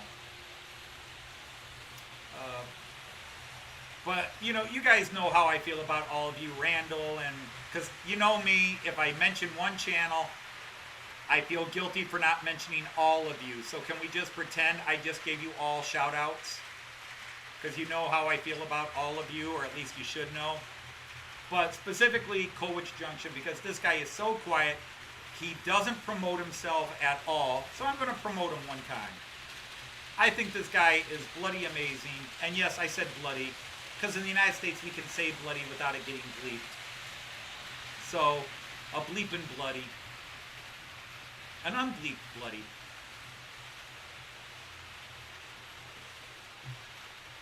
You know, and of course Greg, who does all this amazing lighting and electrical work, all kinds of cool stuff on his channel at Midsummer Rail. Artie needs to get a couple hundred more subscribers at House America. Artie's not here today. Andrew T, whose Facebook page, he does a lot of model trucks and stuff. He's got so many cool things. You know, I'm going to go through and mention everybody. But all of you here, you know the esteem I hold you in. But here's a guy that, because he doesn't come into other people's live streams that I know of, it's a small channel. Well, 424 maybe isn't small. When I had 200 subscribers, 400 sounded huge. But now that I have 960, I'm looking at mine or what am I at, 949? When I look at my 949 and he's only got 424, there's something wrong in the universe. There is something wrong in the universe when Colwich Junction only has 424 subscribers and I have 949. Or have I lost any today?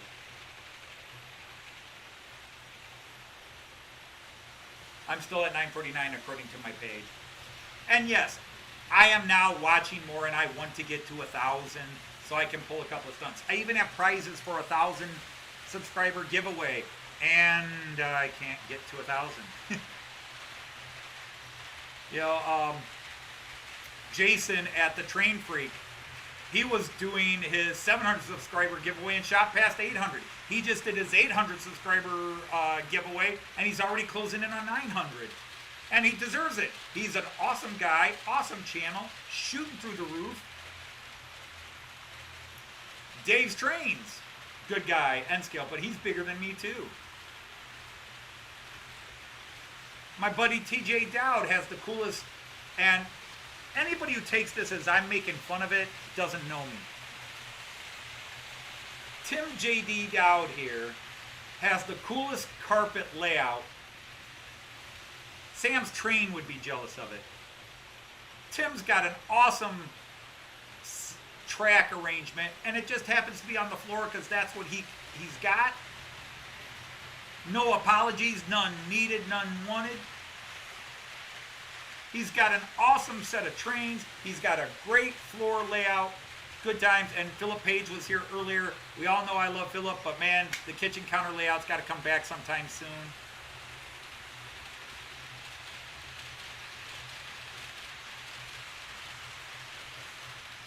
Yeah. And Andrew T., that is the best thing in the world. I have been thanked by guys and women for some of my American videos. There is a guy whose channel is now 5 times bigger than mine. His name is Tommy Canada. He started coming to my channel and watching my American shows. And after about 8, well, I forget exactly which one it's on, but I did a few American shows. And he typed on it. He started asking me questions. He sent me some emails. And he said my videos re-inspired his American love. Now he has a channel that has 5 times my viewership. But I can go and find the quote where he thanks me for re-establishing his love of trains. And he's building a much better layout than I could ever build. He's a brilliant guy. He does in German. Originally he was doing his episodes, he was doing 2 versions of his episode, one in German, one in English, because he lives in Canada, but he is German. And he has gained a huge following. He's got, is it 5,000 subscribers now? 4,000 to 5,000 subscribers? Tommy Canada. And he just posted a video the other day and I haven't watched it yet. But when somebody thanks me and then they have that success, I love it. And I've got other people that, you know, I've got messages, both email and on my videos where they say, hey, thanks to you, I went out and bought my first American train set. Or, hey, thanks to you, I've converted to C-Track and I love it. Now, I've gotten a couple of hate mails like, I went to C-Track and it sucked. But usually it's positive.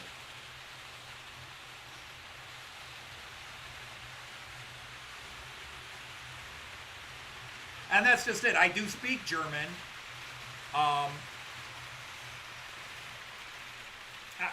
I read and write it even better, but I speak fluent German. It's not beautiful German. It takes me about 2 weeks in Germany for my accent to really kick in and I start sounding more native. But normally when I'm sitting here in front of you guys, if I were to start speaking German, I would sound like an American speaking German. My favorite bit is when I'm in Germany for about a week or so.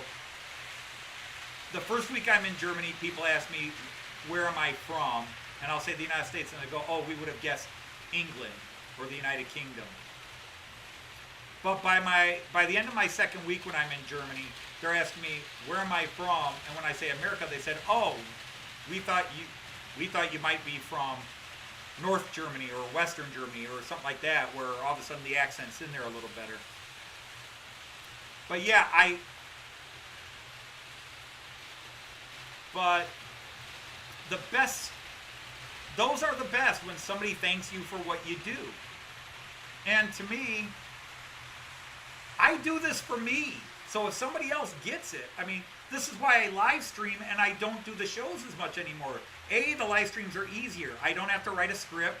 I just turn on my trains and a bunch of people show up. And this is for me. If you go back to my very first talking video where I put my face on camera and started the Model Train Outsider show, it was about community. I was looking for people to talk to. There's nobody in Toledo to talk, especially European trains to. And then I did eventually find a club. Somebody saw my video and said, hey, there is a club here. We do European trains. Come join. And I joined, but then I really realized that I did not like the club. because the club didn't talk European train. Yes, they occasionally talked travel in Germany, but 90% of the time they got together, it was politics, and very racist politics, which I did not like.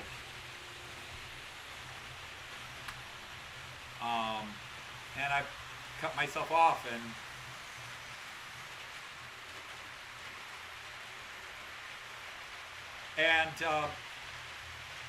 then, I did the show, and of course my very first show was a poor attempt. It's badly edited. I was nervous.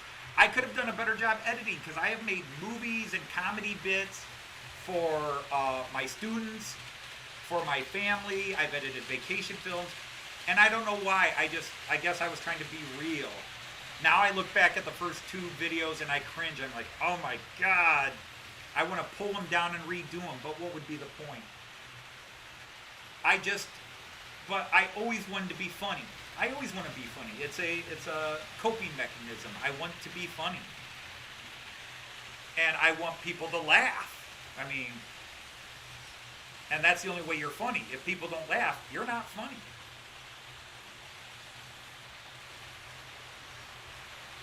Hey, hi, John at Mystic Southern. And, most people did not really get the Ghost of 2015. Because if you started watching Model Train Outsider episode 30, you don't understand the story behind the Ghost of 2015, which is explained in the first 4 or 5 videos. The Ghost of 2015 is my alter ego. He is the other side of my brain, left brain, right brain, if you want to look at it that way. But even in that first video, creating the Ghost of 2015 was what made it easier for me to get in front of a camera and do shows. But even in that first video, I said, I'm looking for people to talk to. I'm looking for people to hang out with. And then it really exploded when COVID hit last year, and Tim's trains and things, he hasn't been, he's making appearances now and then. But last year when we were all at home, guys like Tim, back then he was, Family Model Railway. Tim does not know how special he is, or was. And then Chris, if Chris is still awake, surely if you can hear, kick the old man awake, would you? But Chris, oh, nope, he's awake. I would go from Tim, and his live feeds were a lifesaver. When we were all trapped in the house, hanging out with Tim and his family was just a lifesaver, a sanity saver. And then many of us would go from Tim to Chris's live feed. And hanging out and talking with Chris. And then in the evening, Christopher, who's been through way too many name changes. Right now he's forgotten Pit Road. But he had the Japanese N-Gauge and was Sakura Densha back then. Or Sakura Densha.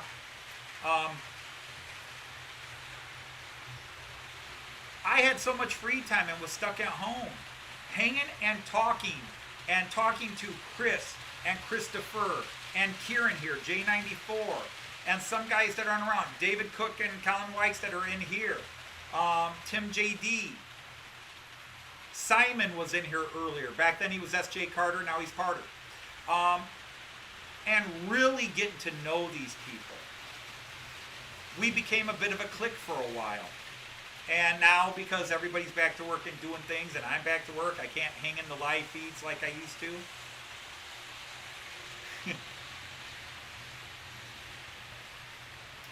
But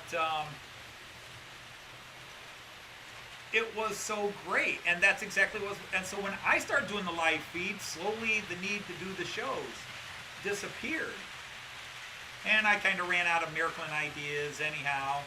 And anything I could do in a show, I could do on a live feed. Hey, here's my new trains. Hey, here's what I did this week. All right, good night, Simon. Take care. And Randall, please, I don't worry about who edits or doesn't edit, okay? So when I talk about myself, I don't ever want anybody thinking I judge you, like, oh, you should edit your videos.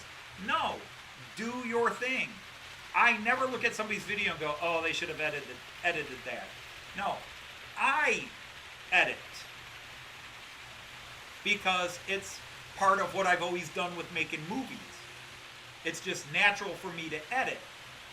But obviously you can't edit a live feed, so I really don't care that much.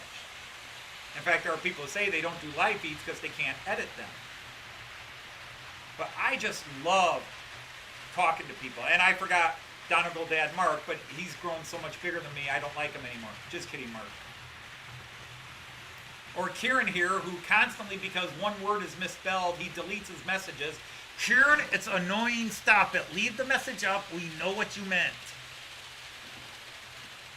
I say that because I'm always correcting my spelling too. But just to the fact that today 30-some people at one time came in to listen to me babble and see what I was doing, and the fact that they're around the world blows my mind. And then I can still try out my comedy. I can throw out the comedy songs, and the bravery that the confidence, if bravery sounds too self-aggrandizing, the ability, knowing how much I hate my singing voice. And yes, we all prefer Joyce singing, but I was able to say what the fuck, yes kids, daddy used big words, that I was able to say what the fuck and put out some of my comedy songs with me singing before Joyce finally said, no, you need to let me sing. And still people laugh, like, hey, that was funny, Anthony, that was funny. And then the Matt Clark stuff. And some of the other things I do, Dr. Zayas, the 8. And in fact, it goes the opposite way. You guys all laughed at my Australian, my cousin Kenneth, my cousin Kenneth Clark Dodge. Y'all laughed at him, so I was like, well, you laughed at him, you're going to love Dr. Zayas. But Kenneth got a lot more love than Dr. Zayas. But personally, I like Dr. Zayas, and he's going to show up more. Dr. Zayas will be making comebacks. And I have other cousins of various ethnicities to come. You're going to meet a German cousin, and you're going to meet a Sardinian cousin. You're going to meet a cousin from Sardinia.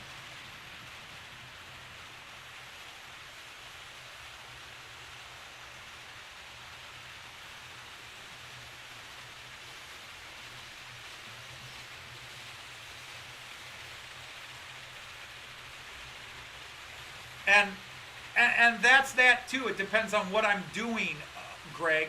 Is because when I was in college, I worked at a radio station, and yes, we had to edit. You would flub up a news read and have to redo it. But I've done videos for classes. I do video for my students. I do online lessons, and I want them to be professional. So it's just natural for me to edit. Trust me, as bad as my cartoons and voices get on the Matt Clark stuff, they're heavily edited. Yes, he is a sardine. And he's a piano tuna. No. Kieran, I'm loving it. I was showing earlier before you came in, but I can dig in the garbage again.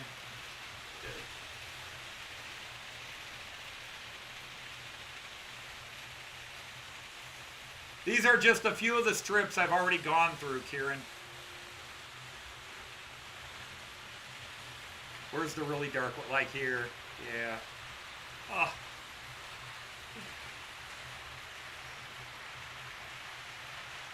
That's 2 different strips. It'd really be nice if I could also flip them over and use the back side, but that's the tape side. But yeah, they're I've been neglecting cleaning my trains. I feel shame.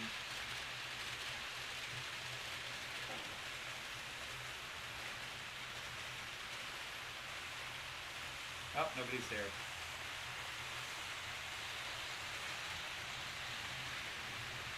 Where are we at? See, I don't use the big cameras anymore. I use the multi-view.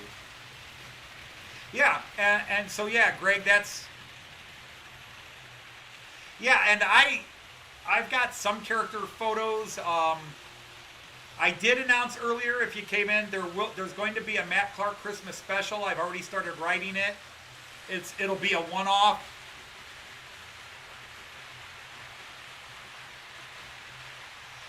And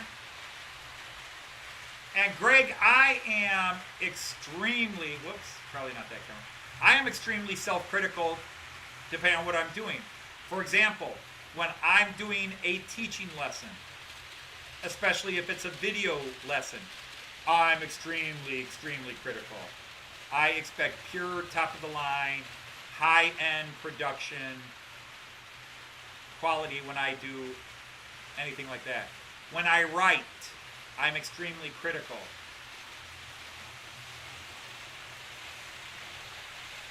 Both my book that got published, the 2 books that didn't get published, even the Matt Clark stuff was heavily edited.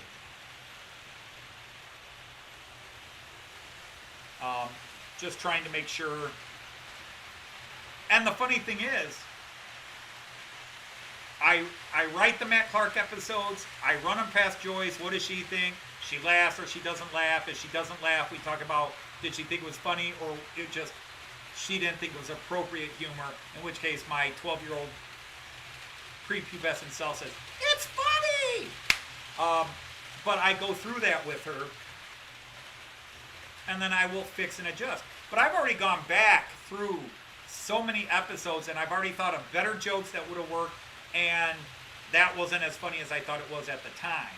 I still think it's funny, but I'm already correcting and going, that could have been better. That could have been delivered, or this line would have worked better had I done it this way.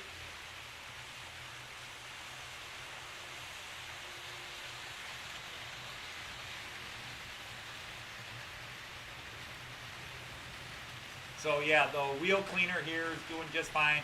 I'm about 2/3 of the way through my trains. I'll hopefully get them all done this weekend, but then I also need to clean the track again. Take care, Digger. Thanks for stopping in and hanging out with us. I never did do the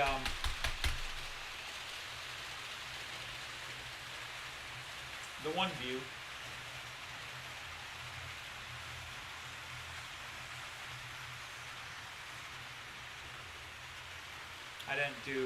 I never put my GoPro on. I gotta remember to put that on. But usually I run them on lane 2, and the IC3's on lane 2, and thus I do have the Alex that I could put it on. The Alex is not the best puller. It's another Pico. I've got, how many Pico locomotives do I have now? 5? I've got 5 Picos. I went from 1 to 5 in under a year. Let's see, the Czech Railjet is a Pico. The Class 143, the Class 181.2,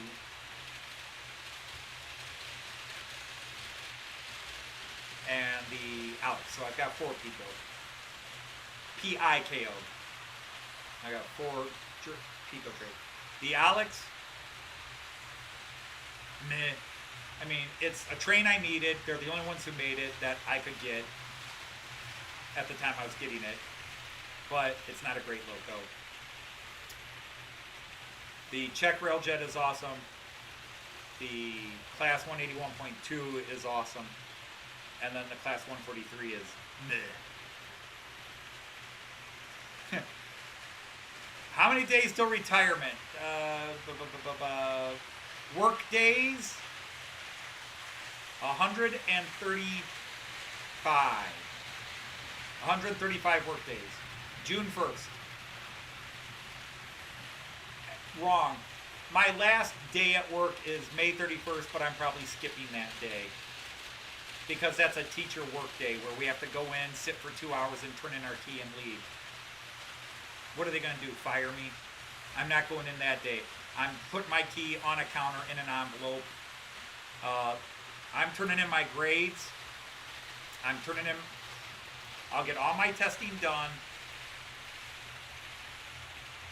Get all my exams graded. And when the grades, I'll double check, make sure all the grades are in and online and ready for posting, that I didn't accidentally mark something. I'll double, triple check everything. And then it's over. I'm walking out. What are they going to do? Fire me? I'll say goodbye to a couple of friends, but I will have already said goodbye. In fact, I'm thinking of, at least in a couple of classes, not even giving exams. That's my retirement gift to them, is not giving them exams. So they don't even have to come in. Just last day of full class with them. Guys, it's been nice. Goodbye. Technically, I could get in trouble for that. But there's a lot of teachers who give their exams the last full day of classes instead of on exam day, and they get away with it. But saying this live in front of you guys, somebody could report me, and then they would make sure I gave my exams on exam day. But it's a consideration. I'm sure I've got two of my students listening right now going, God said he might not give us an end of year exam. So yeah, that is a possibility.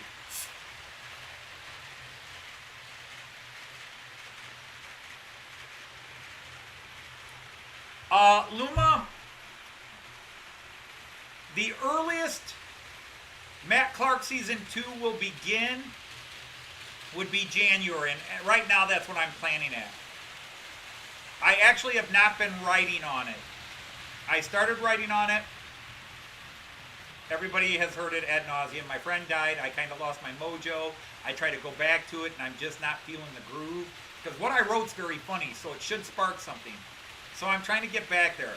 And the nice thing is, writing the joke songs, and we've done a few joke songs recently, and I've written 5 of those. And if I could record those, get those online, I think the positive reinforcement from those, and just getting a few laughs going again, and then the Matt Clark stuff. I can start Matt Clark. I've got 5 episodes in the can, ready to go. I've got the plot. I just really want to have almost all the scenes written out before I start publishing and doing it. So Matt Clark is he's not dead, but I want it, and that's another problem I'm having with the writing. I want it to be funnier, just as funny as season 1. I don't want it to just be a repeat of season 1. I want Matt Clark. Yes, there are certain running jokes to keep. I have all kinds of interesting changes coming. Some surprises with some of the characters. Smokey I'm loving the new Smokey. I shouldn't say new Smokey. The latest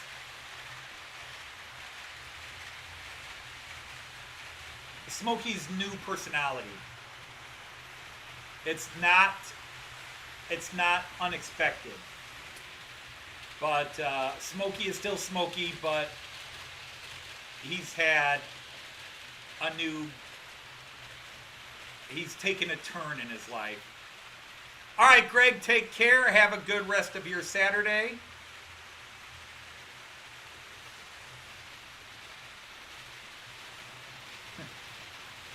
There you go. Maybe somebody should. The problem is you'd sit with my American students and going, oh my God, they're so slow. And I don't say that to insult my American students. Well, I don't mean to. But yeah, we go at a snail's pace teaching kids. Because, especially in German, why do I need to know this? And the thought of actually going home and practicing it. So we go very slowly.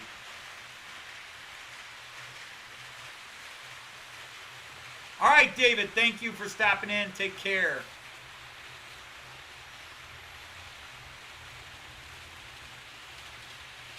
But, so, I really planned on doing some Matt Clark writing this weekend. And then I came up with the Christmas show because I've been writing a couple of Christmas parody songs, and I've been writing, Christmas parody songs, and I started writing some jokes. I don't have an actual plot yet, but I've got some jokes down for a Matt Clark Christmas special. So now I need to fit it into a 10-minute plot or 15-minute plot, because it would be a one-off. It would not be a series. It might be a springboard into the next series. But like I said, I've already got the next series plotted. Very happy with the plot. We've got new running jokes. But it can't have the same charm. You know, part of the fun of the first episode is of the first series is the discovery. Meeting the characters for the first time. And of course, I've got to introduce new characters, and I've got to flesh them out. Who do I want this character to be? And of course, a lot of characters are gone. You know, Dandy the highwayman, he's gone. He's dead. Adamant is dead.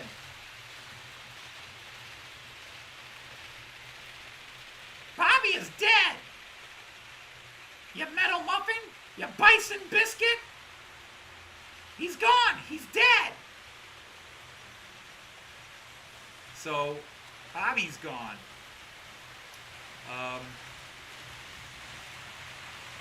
Annie Wan is gone. Now, Four-Finger Bill is still around, but I have not written him into this plot yet. He will show up, but that's just it. I have not written him into the plot yet because I'm introducing all the new characters and the new plot. I have an idea how I want to bring Four-Finger Bill in, but I haven't decided exactly how or when. And then, what am I going to do with him? Yes, Randall, send me character photos. And again, the best thing I need is I need blank background. I need a blank background. Although technically I can edit out the background. And then some sort of either, depending on, you know, if you just want to throw on a cowboy hat, then I make you a cowboy. If you throw on a miner's hat, you become a miner. If you want to throw on a cavalry soldier hat, I've got cavalry soldiers I need. Yes, the U.S. Cavalry is making appearances in this story. If you want to throw on, God, I don't want to give it away. See, I love my new villain. Actually, we've got two villains. We've got a master villain who you're going to find out was actually behind part of the plot of Series 1 and is behind the plot of Series 2. And then we've actually already got Series 3 plotted out partly. We actually already know what Series 3 is going to be and who the villain is. And the villain is sitting amongst you, Jean Ricard. Those of you in the chat, still in the chat, Jean Ricard is actually the main villain behind all three series. That's what you get for constantly nagging me about running Steuerwagens. You're the main villain. You're the head bad guy. You are the Blofeld of my James Bond world. Ernst Stavro Blofeld. Or should I say Jean Ricard Blofeld. Or Ernst Stavro Jean Ricard. Whatever works for you, but you're the master villain behind it all. You're the puppet master. But you're the main villain who's going down in flames in Series 3.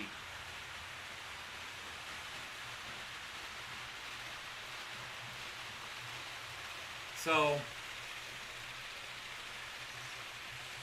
Chris, you're a bad guy? I don't know. Your character, I've already got your character's voice. I already got your character's voice. And the character I'm looking at,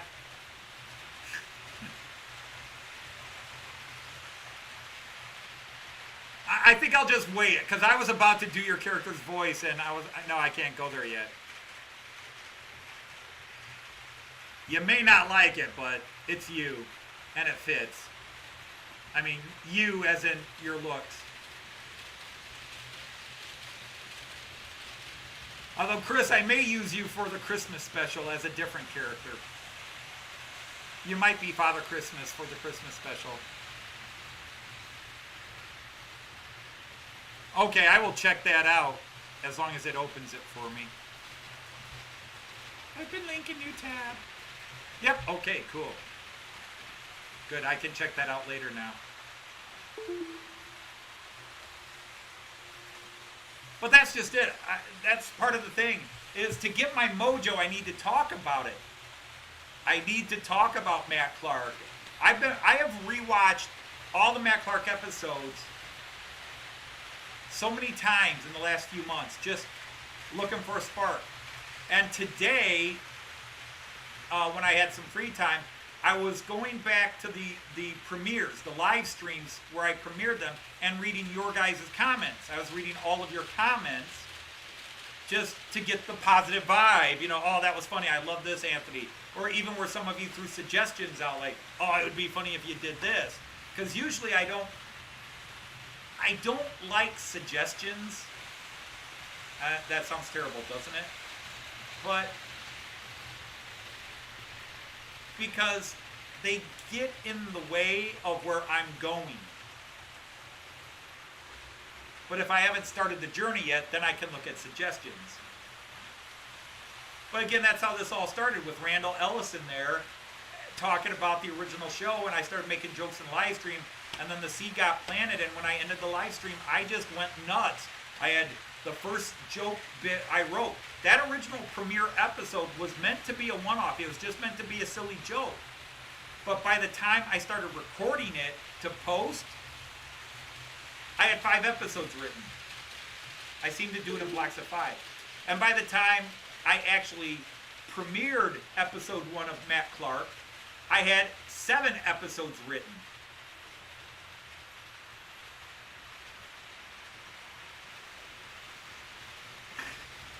No, it's not about time.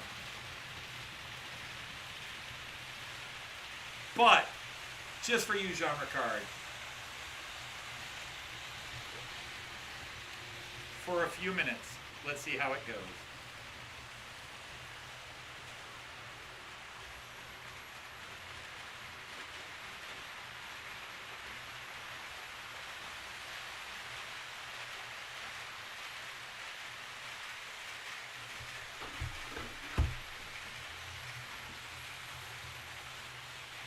You'll want to watch the camera below me and the 11-lane cam.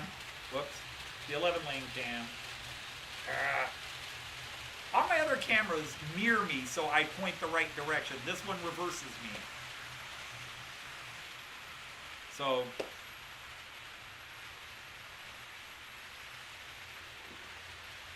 hey, Transport, hi, thank you, welcome.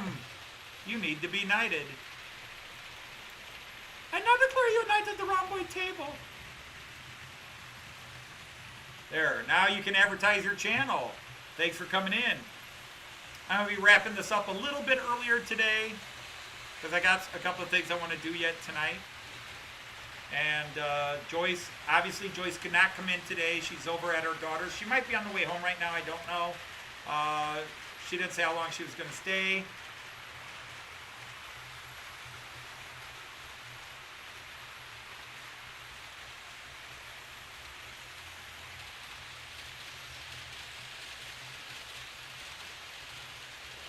Yeah, and that's exactly what it is. A Steuer is a tax.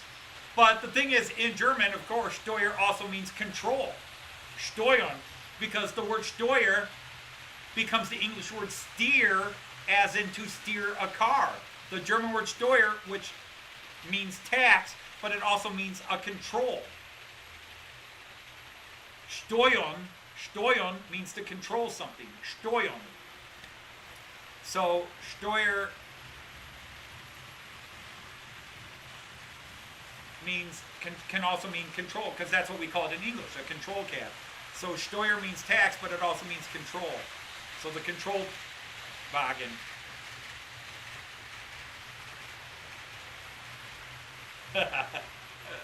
I've learned from Kyan. Now I'll turn it right around, mister.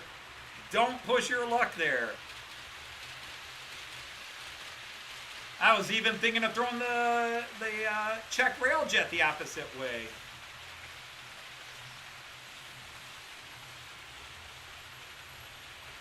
I'd have to change its button though. Let's see how he handles it. Sometimes they don't like it. Oh, I've also got to change. I got to change the direction on his. There we go. Bam. No, come on, work. There we go. Thank you. There he goes. Okay, now he's got it. Now his lights are correct.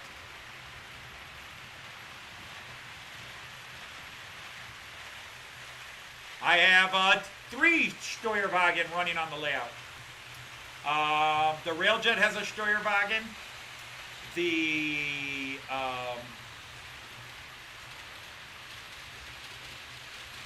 Metronome has a Steuerwagen, and the Czech Railjet. Both Railjets have Steuerwagen. That's actually not Dutch, Luma. That is Metronome, which is a private company in Germany that runs in and out of Hamburg. That is the Metronome, if that's what you're referring to. But yeah, that's not that. If you were saying that one's Dutch, no, that one is not Dutch. That is the Metronome, which is a French word, but it is a private German company. There he goes, the Metronome.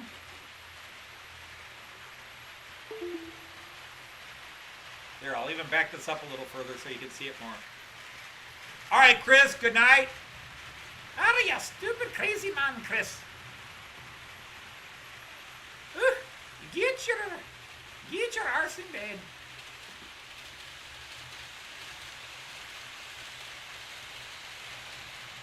What do you mean the Czech can't do it? The Czech is doing it.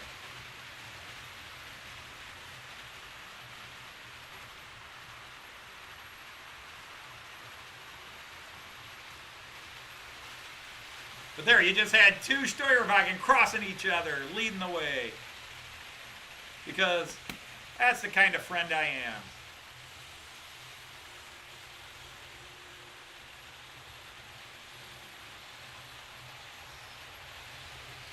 And technically the ICE3 is running Steuerwagen first. It's just that it has 2 Steuerwagen, one on each end.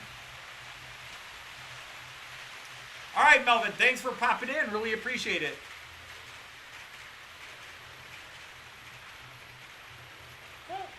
Got a little slow down there. Yeah, something is not acting right. Something is. Have a little power drain here today. Well, hello, Hardcore. How are you? Wow, I even got a dislike. Oh, well, somebody gave me a dislike.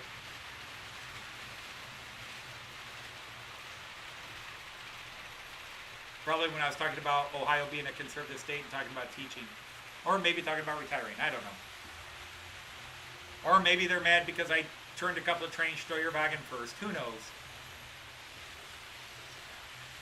Yeah, that magenta, red, and charcoal gray is just gorgeous. That's the Austrian Railjet. And oh my God, I love that train. It's a gorgeous runner. It's a beautiful train. I've seen them up close. I've seen that one up close. The actual locomotive with the locomotive number and the cars. That was so awesome. I actually have 2 trains on my layout that I've actually seen up close and personal, where it's the actual loco number and the cars. My IC2, the white double-decker, which is not running today, that's one Joyce and I actually rode on. The locomotive model number matches the one we rode on, and the cars are the same car numbers. And then my Railjet, we saw that locomotive with those cars in, Joyce, was it Munich? I don't know, Joyce is still listening. But it was either Munich or Innsbruck. It was Munich. It was Munich. Platform 17 at Munich, I remember now. Because platform 17 is the first platform inside that wing of the building and was right at the end there. And we had already seen a couple of rail jets, but we got into Munich in 2017 and walked over there. We'd already seen a couple of rail jets. Or maybe it was 2019. Yeah, it was 2019. But we walked over, and I was like, wait a minute. And we looked at it. I said, Joyce, I think this is my rail jet, the one I got at home. And she's like, I said, I'm pretty sure it's the same running numbers. And then I looked at the cars, and the cars were the same running numbers, were the same car numbers. And then when we got back home to the United States, we confirmed it that, yep, bam, that was my railjet. So that's cool. There's something.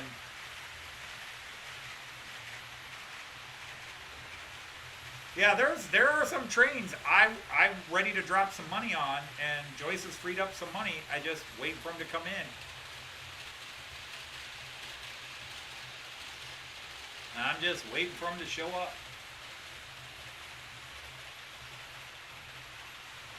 I wish they'd hurry up.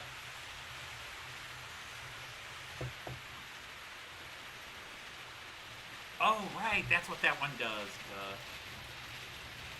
Right, okay. Now I got it figured out. Okay.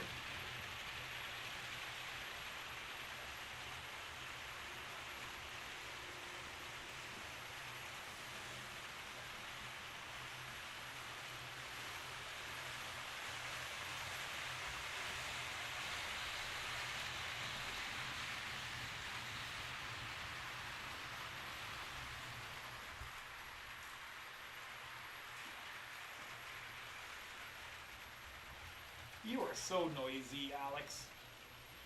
Just like the real train. You're so noisy.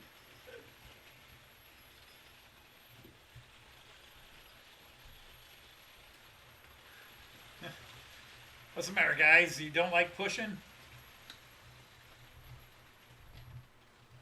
Alright, we'll shut that one down, and then we'll shut him down. Bing. Down to 1 mile an hour.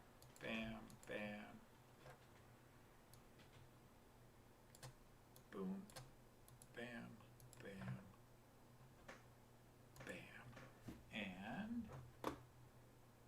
here we go. Bam. It's all good. It's all good. All right. I've been running long the last few streams, and Joyce comes here, and it just makes the time go by even faster, and we get caught up. But I do have a couple of things that I really should be working on yet tonight, and maybe get myself writing again. Whoops, that's not what I wanted. But anyhow, I am going to go ahead and start wrapping this up. Again, sorry for the couple of you that just came in, but yeah, I was planning on ending this about 5:45 instead of going all the way to 6. By the way, my shirt today is celebrating the Dodge Charger. And I'm always amazed, so many of you, going back and watching my first live stream and seeing how many of you actually still come to these live streams over a year later. It just blows me away. I can't believe how much you guys start my Fridays off on a great nod. It's just amazing that you guys just come and listen to me babble for 2 hours while I run trains. I want to thank each and every one of you. I know I gave, again, if you haven't, go check out Colwich Junction. It really is, it's a great site. He's got a great page, and I would, don't tell him Anthony sent him or anything like that. My ego doesn't need that. I think he's got a great channel, and there's also On the Main Line is another one. And I so much enjoy and want to see people, keep sharing the trains. That's what I do, and we'll see what happens. But so once again, everybody, thank you for sharing part of your Friday evening with me, or Saturday morning to my friends in Australia. So on that note, it sounds like Joyce is walking in the door, but I am going to go ahead and I'm going to log out and say to everybody, as I always do, Auf Wiedersehen.